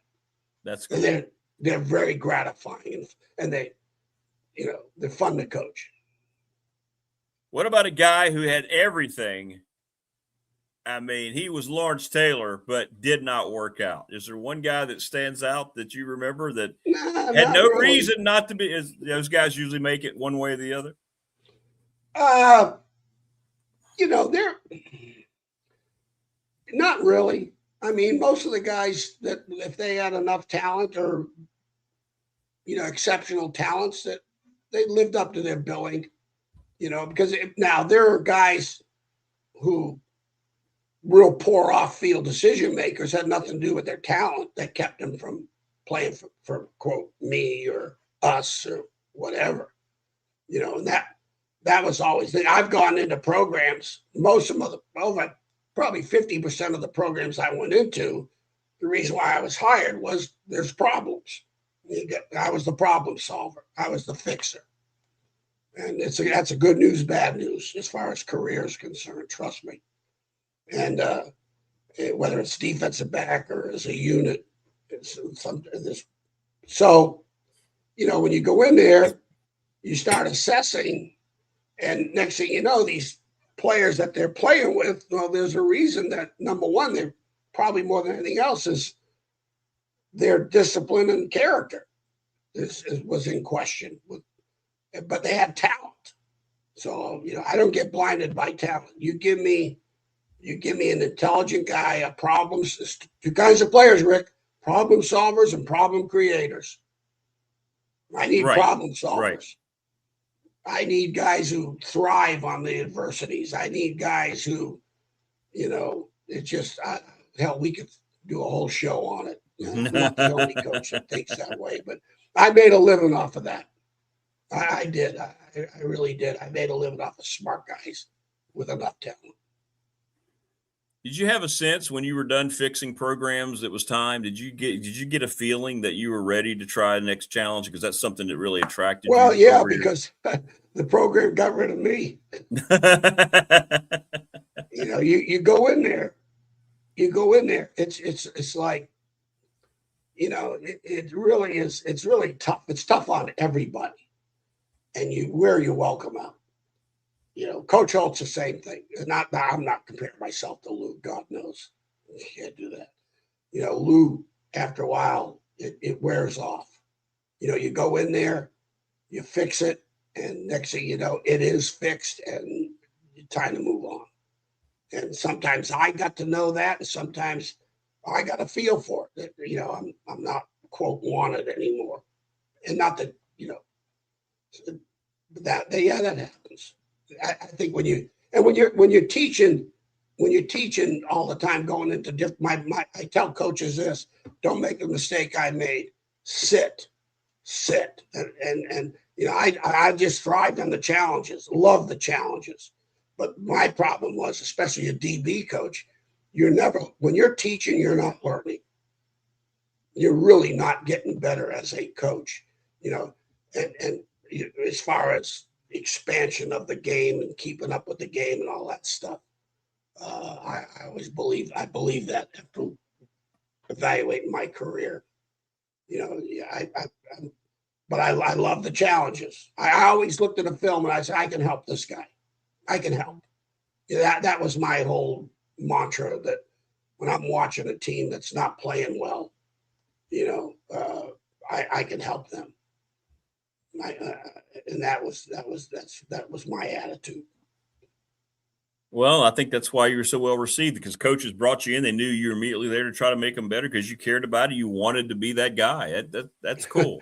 Well, when Joe Tiller fired the DB coach, He did not want to hire me because of my resume, but the OC in DC did because we'd beaten their Drew Brees. We beat him 2 years in a row. But but Kevin Cosgrove, the defense coordinator, talked to Brock Spack, the D coordinator, and he said, "Look, he may only be with you 1 year, but it's going to be like 3 years squeezed into one." He said, "It will change. The program will change. The attitudes of the defensive secondary will change, and a standard will change." And so it did. And it did. And then, it did for a long time. I was on a roll, and then towards the end of the career, it got personal and it wore off, and time to get out. Did you feel, I was going to say, did you realize, did you wake up one day? Was it a slow lead up when you realized it was time to go ahead and?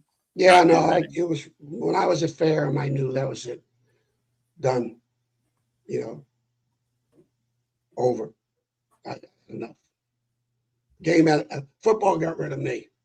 But yet, look how you bounce back now. You're still involved. You still have programs who just they want to find out what's going on in your head when you watch them. I mean, I think it says a lot, Coach. Your legacy, man. Again, everybody's got strengths and weaknesses as coaches. And people talk about the turnaround of Virginia Tech, and it wasn't anything to do with the X's and O's. It was the personnel, finding the right guys who hated to lose. You got to find the guys that hate to lose. They hate losing.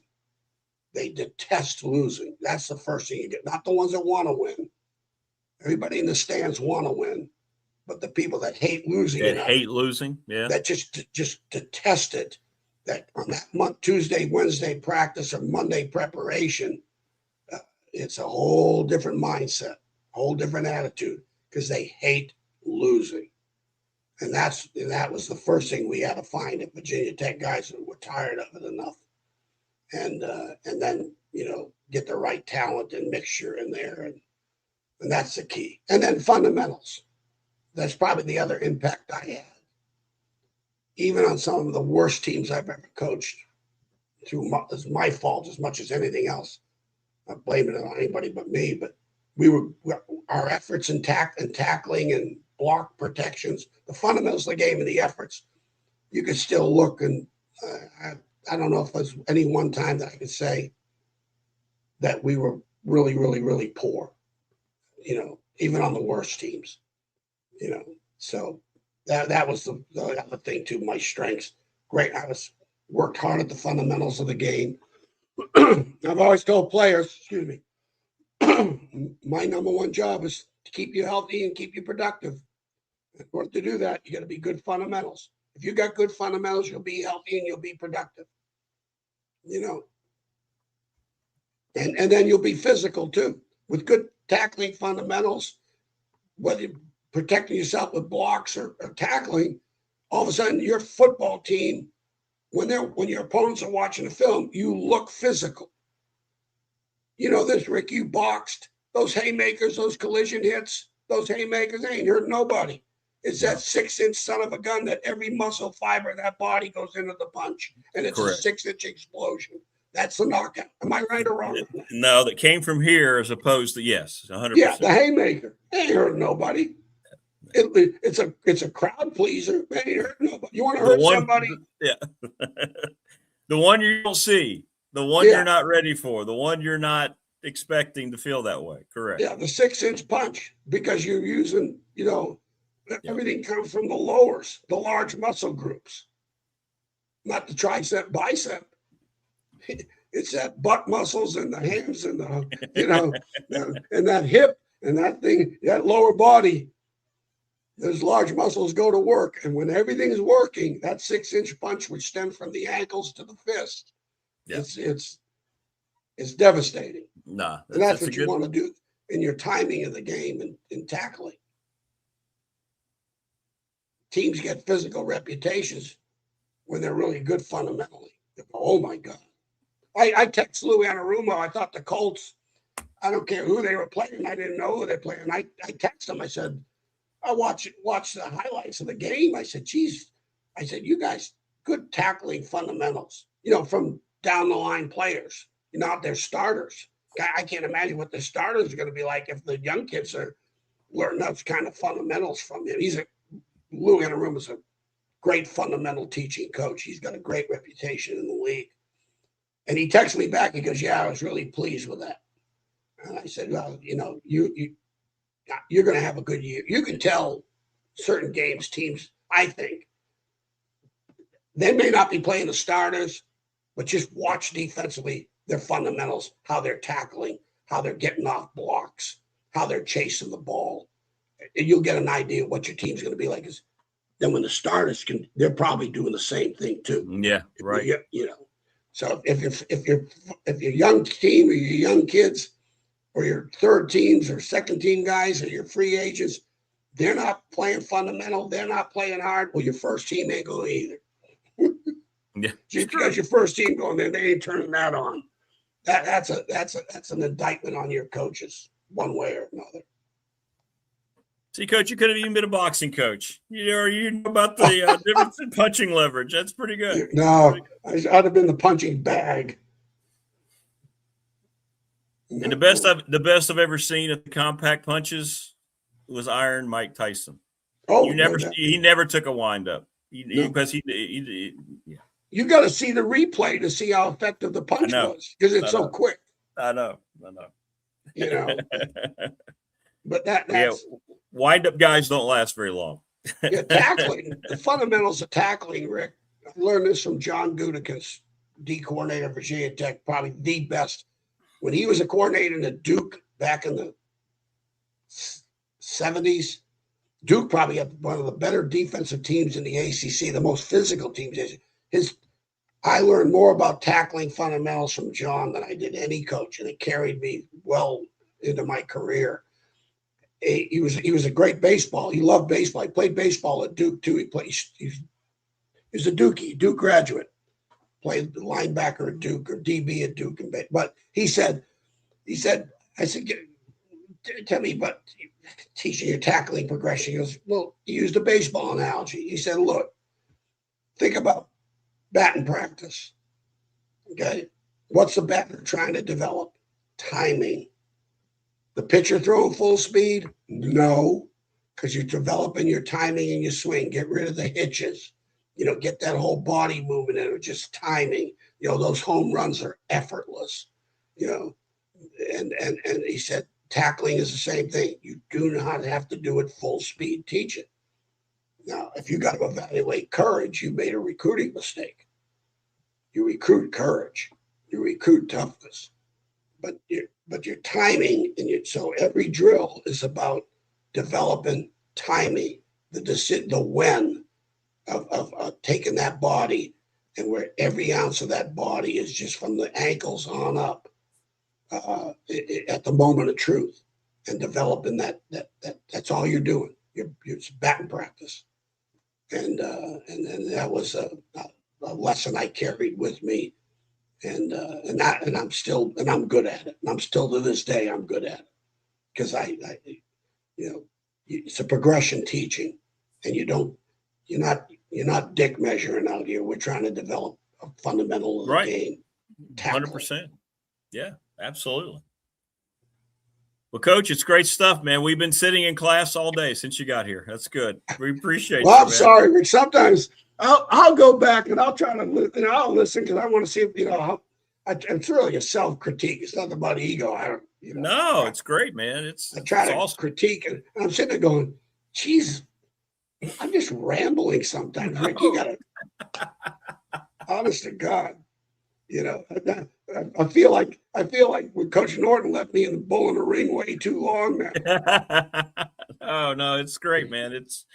It always layers itself. It's always something that follows it. So it's great. It's great. Well, see, Grantham, he's a whole lot smarter than I am. You can see the difference between the two now. He stood me up today. He actually has coaches meetings this morning. How dare he have a coaches well, meeting? He's working. Hell. People asked me the other day, they said, "What are you doing?" I'm sitting next to this one gentleman I was out. Jenna and I went out, and what's your day like? I get up, I cup of coffee, do a YouTube show, go work out, do a little football for my buddies, and then take a nap and go to happy hour. That's my Well, day. You've earned it. What a great day. I got to show you this. Coach Leftwich, Greg's sidekick on Randy Leftwich's sidekick on WFIR. He had this AI generated I love it. deal. So I'm sending this to all my buddies. Go, you'll be there one day. I love it. Oh, I love it. We got to get one of those. I need one of those. That's awesome. Yeah, That's awesome. I'll take a picture of it and send it to you. Yeah, I need that. It was so cool. He did it for Greg, himself, me, and he said listed all the schools vertically and horizontal that I coached at, and sitting in a beach chair. So I started looking at it and said, I'm going to send that to all my buddies that are still in coaching and go, good luck this season. Here's what you got to look forward to. I love it. Yeah. All right, boss. All right. Tell Greg I got to get him on the show, too. I need to reach out to Greg. Oh, yeah. I think you'd enjoy that. It'd be great to have him back on. Yeah. Hey, 10 years in a row. Best sports radio in the state of Virginia for 10 straight years. Yeah, we got to get him on here. Yeah, we need to get him on here. Absolutely. Next time I talk to him, I think he'd love to come on. Yeah, it's been a long time since I've done something with him. So, yeah, we need to do that. We need to do that again. So, all right, Coach, you have a great rest of your Monday. You made our Monday a lot better, so I appreciate you. Well, appreciate it, Rick. Thank you. You take care, buddy. All right, brother. Take care. Needed that from Coach Elmo. Came in a little down. We'll get to the reasons why if you're just tuning in. Family Fencing, sponsor of our studios. Thanks to Jason Green. 540-200-8294, familyfencingnrv.com. Mark Hunley, McClellan Chiropractic, 155 Walters Drive. He's sponsor of our chat room. Thanks to him. Travis Williams and Professional Door Incorporated, our text line sponsor, 540-391-0788. Thanks to Travis. The text line is always popping. We need a question, by the way, for our attorney, Ryan Pry, BDST fan question of the week. 701 West Main Street in Radford Trust and Estate Planning. We're presenting each and every day by Pulaski County Sports and Entertainment. Little River Heating and Air, 1095 Radford Street in Christiansburg. Thanks to Charles Lee, 553-2971. National Bank, member FDIC, the exclusive banking partner of yours truly and this program. Thanks to Lara Ramsey. The Ready Set Fund, ReadySetFund.com. BobChrist11@gmail. You reach out to Bob and read up on the Ready Set Fund, how a series of text messages could help you and your group, school group, athletic team raise money very quickly. Sundown Electric, excellent reputation, long list of satisfied clients, superior craftsmanship, attention to detail. Smith Brothers, continuing, they're the best electrical wiring service company in the area. NRV Super Bowl 540-382 5525 leagues now have formed. Kids leagues, men's, women's mix. They're always looking to add. And Lawson's Mobile Home Supply, 300 North Franklin Street in Christiansburg. Thanks to James, 540-381-8011. Thanks to Brandon at Top Shelf Apparel as well. So that gentleman on the left is Tom McHugh. The gentleman on the right is the greatest closer in the history of baseball, Mariano Rivera. DeMick met him. We called him DeMick. He was a guest host here on the program. He was a pastor of a local church here. Got to know him. Great baseball fan, great guy. And he would always, when I needed him, we developed a really good relationship and friendship. And he would pinch hit for me as my guest host back on the original radio show. And he passed away yesterday. He had some health issues. So we kind of just dedicating the rest of the week to DeMick. And I know I remember when he sent me that picture, he was so happy. Because Mariano Rivera was one of his all-time favorite pitchers, and rightfully so, because you can mention all those great players during that Yankees dynasty of the 90s, and there was no beating them when this guy was coming into the game. So the Mick was funny. He was a natural, gifted character. He went into character with the Mick, exaggerated his New York accent, would tell the stories of his days growing up on the streets, dealing with the mafia, the real life mafia. but always adapted. He moved here from New York and came to Southwest Virginia and made this his home, and he had a great appreciation. So, Mick, we miss you. And I hate that I kind of lost touch with him the last several years, but I know at the time he's been having some health issues, and I won't get into those to keep the family's privacy, but great dude.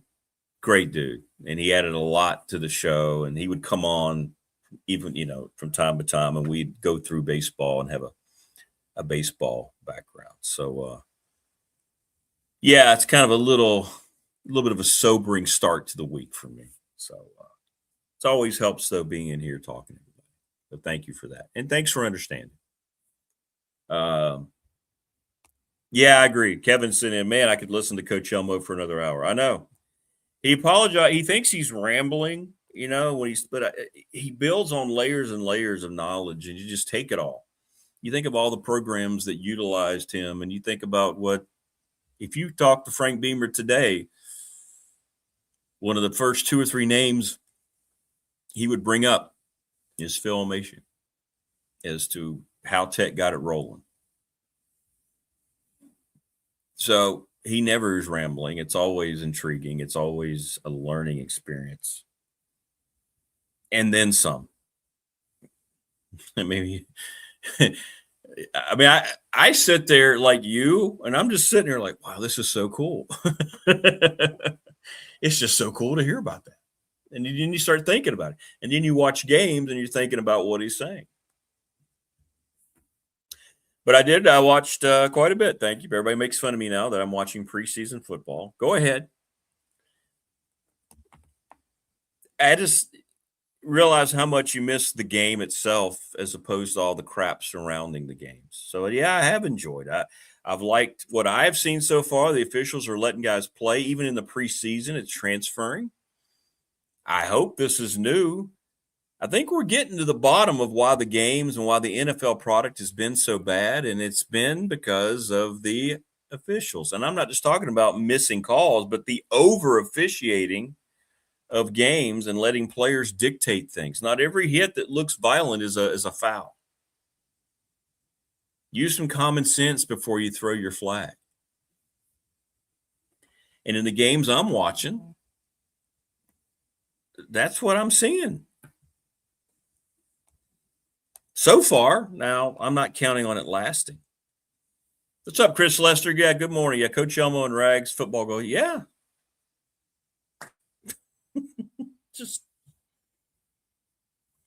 And I'm very proud that it's worked out on this program here on YouTube. Year 2 we're now in. Wow, it's hard to believe. We're starting week 2 of year 2.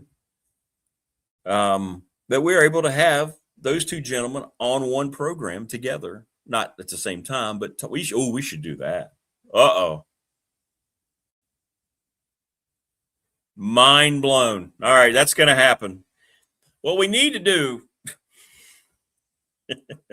and I'll just leave for the day because you won't need me. We need to have Coach Foster, Coach Elmo, and Coach Ragsdale on at the same time. Don't you think? You talk about. Just, you better get a notebook. I got to work on that. How much fun would that be? Wow. How much would we learn that day? Mind blown, baby. Mind blown.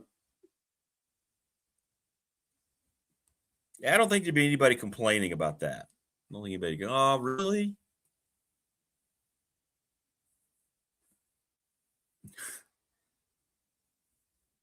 How about that? Imagine having Coach Elmo, Coach Foster, and I have to call him Coach. I can't call them by their names. I know a lot of people see Bud, hey, Bud, hey, Bud, and he doesn't mind. But for me, he's Coach Foster. when you're one of the greatest to ever do it, and you will be forever, it's Coach Foster. It's not Bud. That's Coach Elmo. That's Coach Ragsdale. That's Coach Beamer.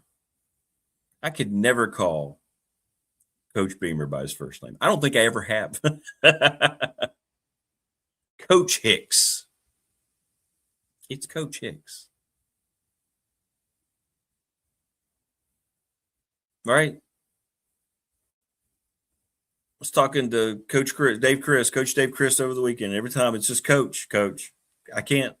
Some of the best people, some of the greatest to do it. And I think it provides the respect that they deserve. Right? The coach. He's the coach. Coach Mabry. I don't call David Mabry Coach David. I call him Coach Mabry. He's Coach Mabry. He's forgotten more about the game than I'll ever know.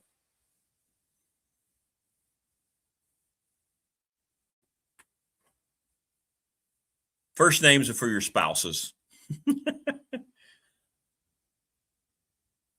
Sorry, I didn't sleep well. I was taken aback last night when I got the news about the Mick. It was that was a tough message to receive. But this has helped.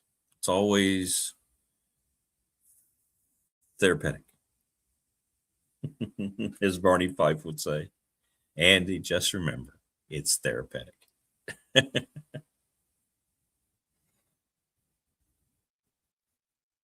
Yeah, I know. A lot of people do that. In my business too, they call them, and I'm like, no, that's Coach.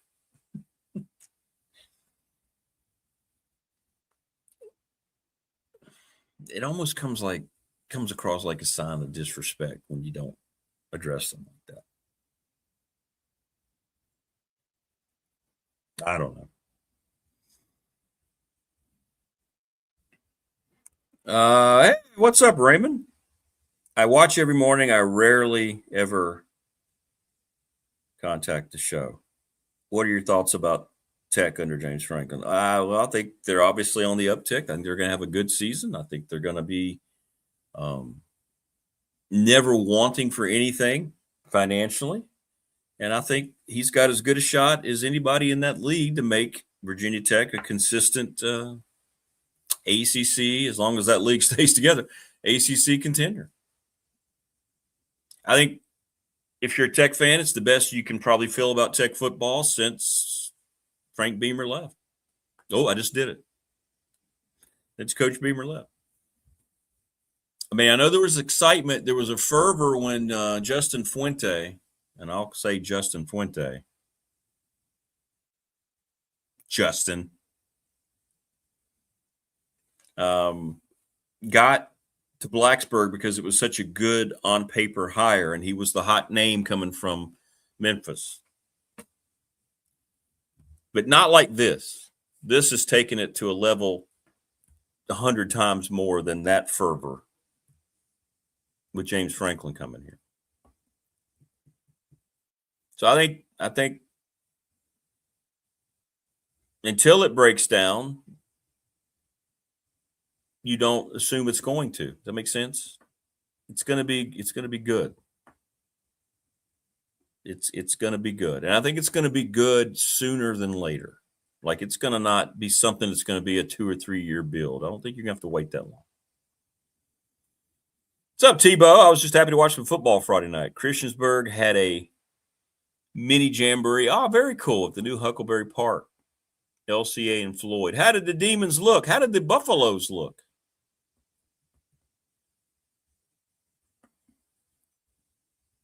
Von Miller of the Cowboys, yes, saw that. He wanted to re-sign with Denver for a year, but they wouldn't do it. And I don't know what he would have added more than nostalgia. So maybe he'll go to Dallas. You know, he went to Texas A&M. Maybe he'll rebuild there. If it was 2019, I'd be hyped. Low Country says, if Franklin can't win here, I'm not sure who can. Going to be a long year in Christiansburg? Okay. How did the Buffaloes look, Tebow? How did Floyd County look, Tim Cromer's squad? I was over in Floyd on Saturday. Good vibes over there. Needed that. Good vibes.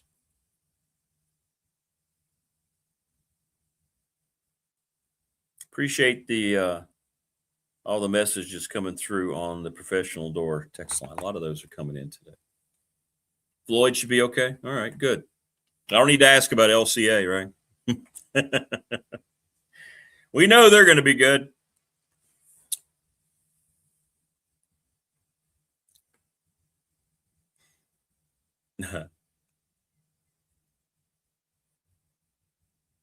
Yeah, Raymond, I did follow up from Raymond. Thanks, Raymond. But Raymond, chime in more often, man. I'm glad you watch, but chime in more often. I went through the schedule. Yes, I went 7-5. I kind of wish I'd have gone 8-4 for Tech. I want to stick to it. But I wouldn't be a bit surprised to also. Now, here's the other caveat, and this isn't trying to bail out my prediction, but I'm just basing it on what we've seen. If we end, I'm not going to predict it, but if we're sitting here in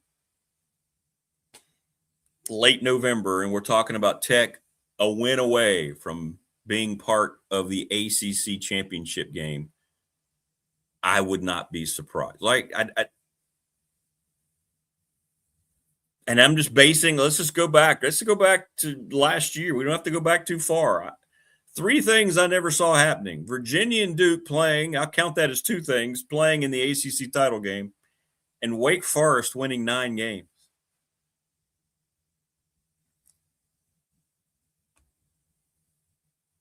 And if that can happen at Wake, where they have nothing, they have a little bit. I won't say they have nothing. All right, go. Chris is giving me a little bit of a reprieve. You don't have to give an official statement till camp ends. Thank you, Chris. I may have to go back. Let me take that back. I'm not dissing Wake at all, but they do not have, in comparison, what Tech has financially, reputation-wise. It's a small, one of the smallest Division I school, maybe the smallest Division I school. Would you be surprised if Tech had to beat UVA? Yes. Yes. If it came down to Tech having to win, let's say they had 5 wins and then you had to, if they only have 5, yes, that would surprise me. Yes. Then I would be color me shocked. Who's in the national title game? Well, our peeps here, Geese, picked Ohio State and Georgia. Who do you have, Geese, in the national title game?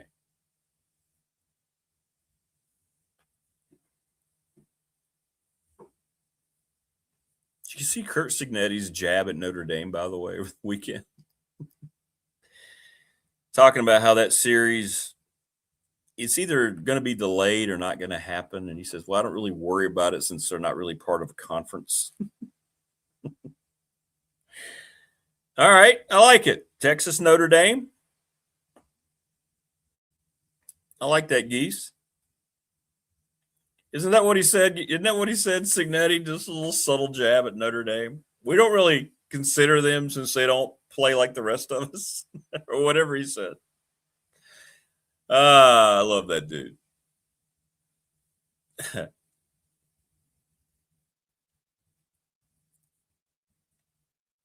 But yeah, Raymond, I think Tech's going to potentially be better than what I initially predicted record-wise. And I base a lot of that on the quarterback. And trust me, I have no problem with it. You know what? If I'm wrong, I'm wrong. If I end up butchering that whole thing and I'm wrong, and I screwed it up, guys. It is what it is.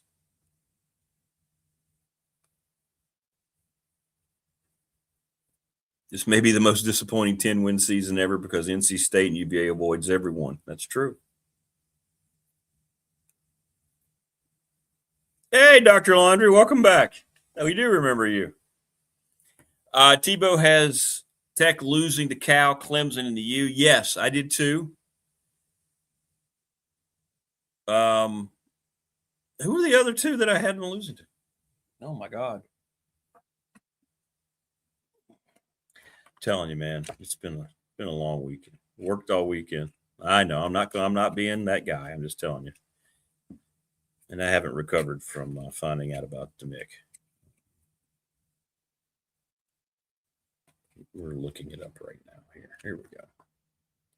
Oh, I had them losing at Maryland. I know. Stop calling me names.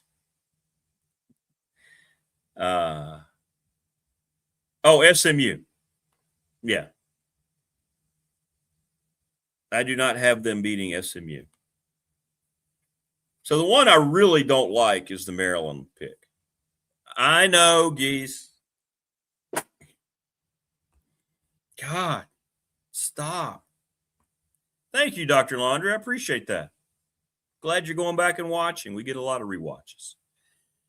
For me, this says I'm very confident in the Hokies offense, but yeah, that's the way I feel. I know they've got some potential talent, but I want to see it. I want to see it.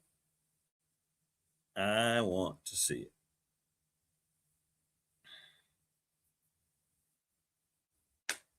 see how the defense plays. Vernon Davis doesn't play there anymore. I know. You know what I'm basing that on? I believe that's the game that if Tech wins it, I think Maryland will have to go ahead and decide that it's not working for them. I think they've already decided that. They just hadn't pulled the trigger yet. And Wayne, there you go. There it is. Haven't beaten a power. That's unbelievable.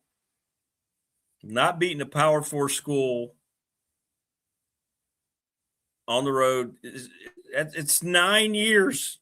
For the love of everything, how can that happen to Virginia Tech football?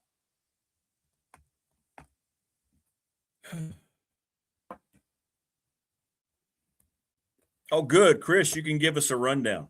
Please do. We would welcome that mightily.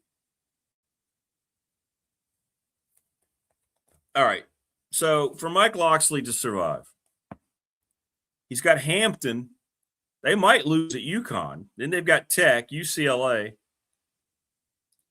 at Nebraska, at Ohio State, Rutgers, Illinois, at Purdue, Wisconsin, at USC, Penn State. It's been nice knowing you, Coach Loxley. So if Tech wins that game, you're going to beat Hampton. They don't have any other 100% win on there if they beat Hampton. The Tech-Maryland game is going to go not around here. Nationally, will kind of go under the radar, but that's a huge game. I don't know, Prometheus. I don't know. The schedule, the ACC doesn't get anything right. Tebow says, I feel like it may take a few games for the D to find its way. By game 4 or 5, they start finding their groove. Could be. And maybe they can survive with the way the schedule falls early, Wayne says, also feel if I set expectations low, they will exceed them. Sure.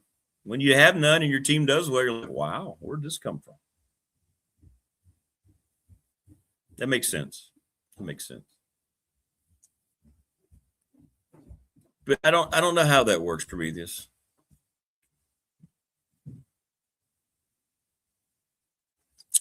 The ACC has not gotten their scheduling right since Jim Phillips got there. Let's just say it the way it is. It has been an absolute chaotic joke. But the Maryland Tech game is massive.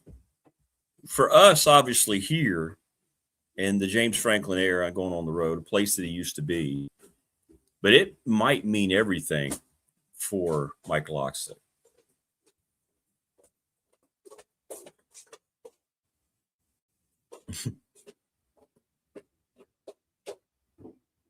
Right? And I believe it will.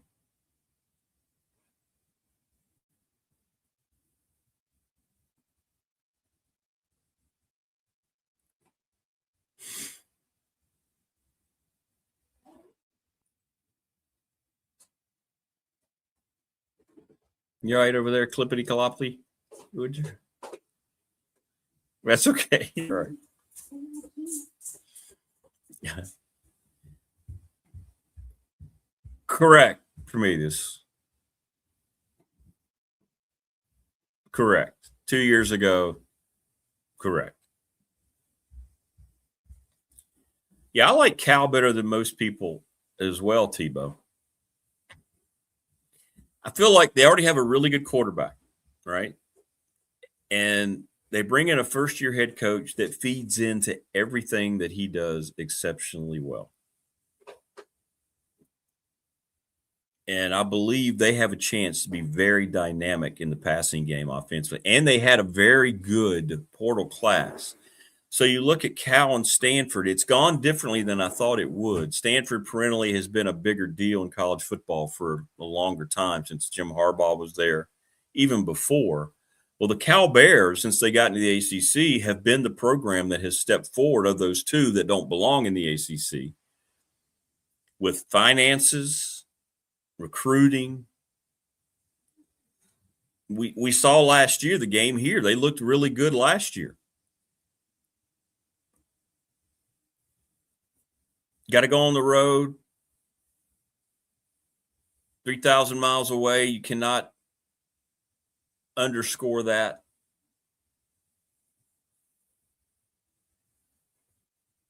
So it's going to be interesting.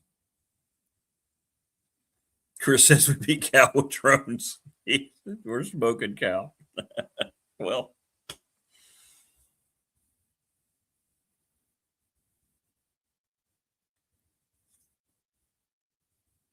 I've got the SCLSU Mud Dogs winning it all. Early game for me. Thanks there, Frankie, on the professional door text line. I'm intrigued by LSU Clemson. Hell, when's that one? Is that week 0 or is that week 1? That's week 1, isn't it? When is the LSU Clemson game? The Battle of Death Valley. September the 5th, so that's week 1. I'm kind of looking forward to that one. Yeah. Oh, that's a Dabo test and a half right there. Louisville, what's up, Eric Render? Yeah, Louisville might sneak in there too. They're pretty good. They're well coached. Jeff Brom's a hell of a coach. Had an opportunity last year to control their own destiny, didn't do it, but Louisville's good. They are.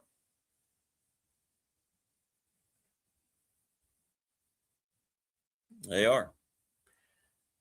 But yeah, it's going to be fun. I think the ACC. I've said this multiple times, and people have questioned me, publicly. Well, I heard you. You really think that? I do. I think the ACC could be sneaky good this year. I think the league could be a lot of fun with a lot of teams that are going to be maybe similar, that could add for a better depth of the league. And I do. I think it could be a fun league. Oh, Geese, you're going to Texas LSU. That's awesome, man. That is awesome.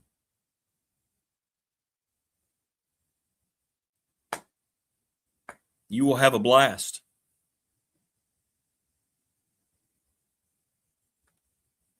But Clemson LSU, Death Valley versus Death Valley. And we'll see if it comes together quickly for Lane Kiffin. Obviously, we're not worried about money and talent there. They got it all. Eric says, I think Dabo, welcome, Eric. Please subscribe. I think Dabo retires this year. I think you're probably right. It feels like that might be his fate. To get out of it and step down. He doesn't want to be around it. Spent a good chunk of my life savings for tickets. I believe it. I believe it.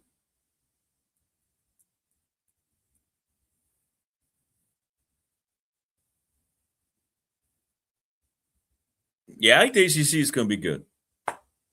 Top to bottom. And I hope it is for everybody's sake. I hope that it is. I really do. And I think it will be. I think it will be. All right, great stuff today, everybody. Thank you so much. You helped me a lot today. It was tough coming on today. Rest in peace, Mick. You will be missed. Thoughts and prayers to Peggy and the family. And I know many of the people who watch this program know the family. Matt was a great baseball player at Radford High School in the area, coaching baseball at one time. But we'll be back tomorrow on the Tuesday edition. I believe Todd Grantham will be on the Wednesday, but he had coaches meetings today. They altered their meeting schedule. I told Todd, I said, you could just put us on and let's listen. That'd be cool. He said, nah, I value my job a little too much. But a good start to the week nonetheless. Hope everybody has as good a Monday as you can. Thanks to all of our great sponsors. Thanks to you. Please subscribe, like, and share the channel. It's important if you go back and watch this, please hit the like button really quickly. That a lot of their algorithm thrives on that as well. So please hit that like button. Everybody be good. Thank you. And we'll see you tomorrow on the Tuesday edition.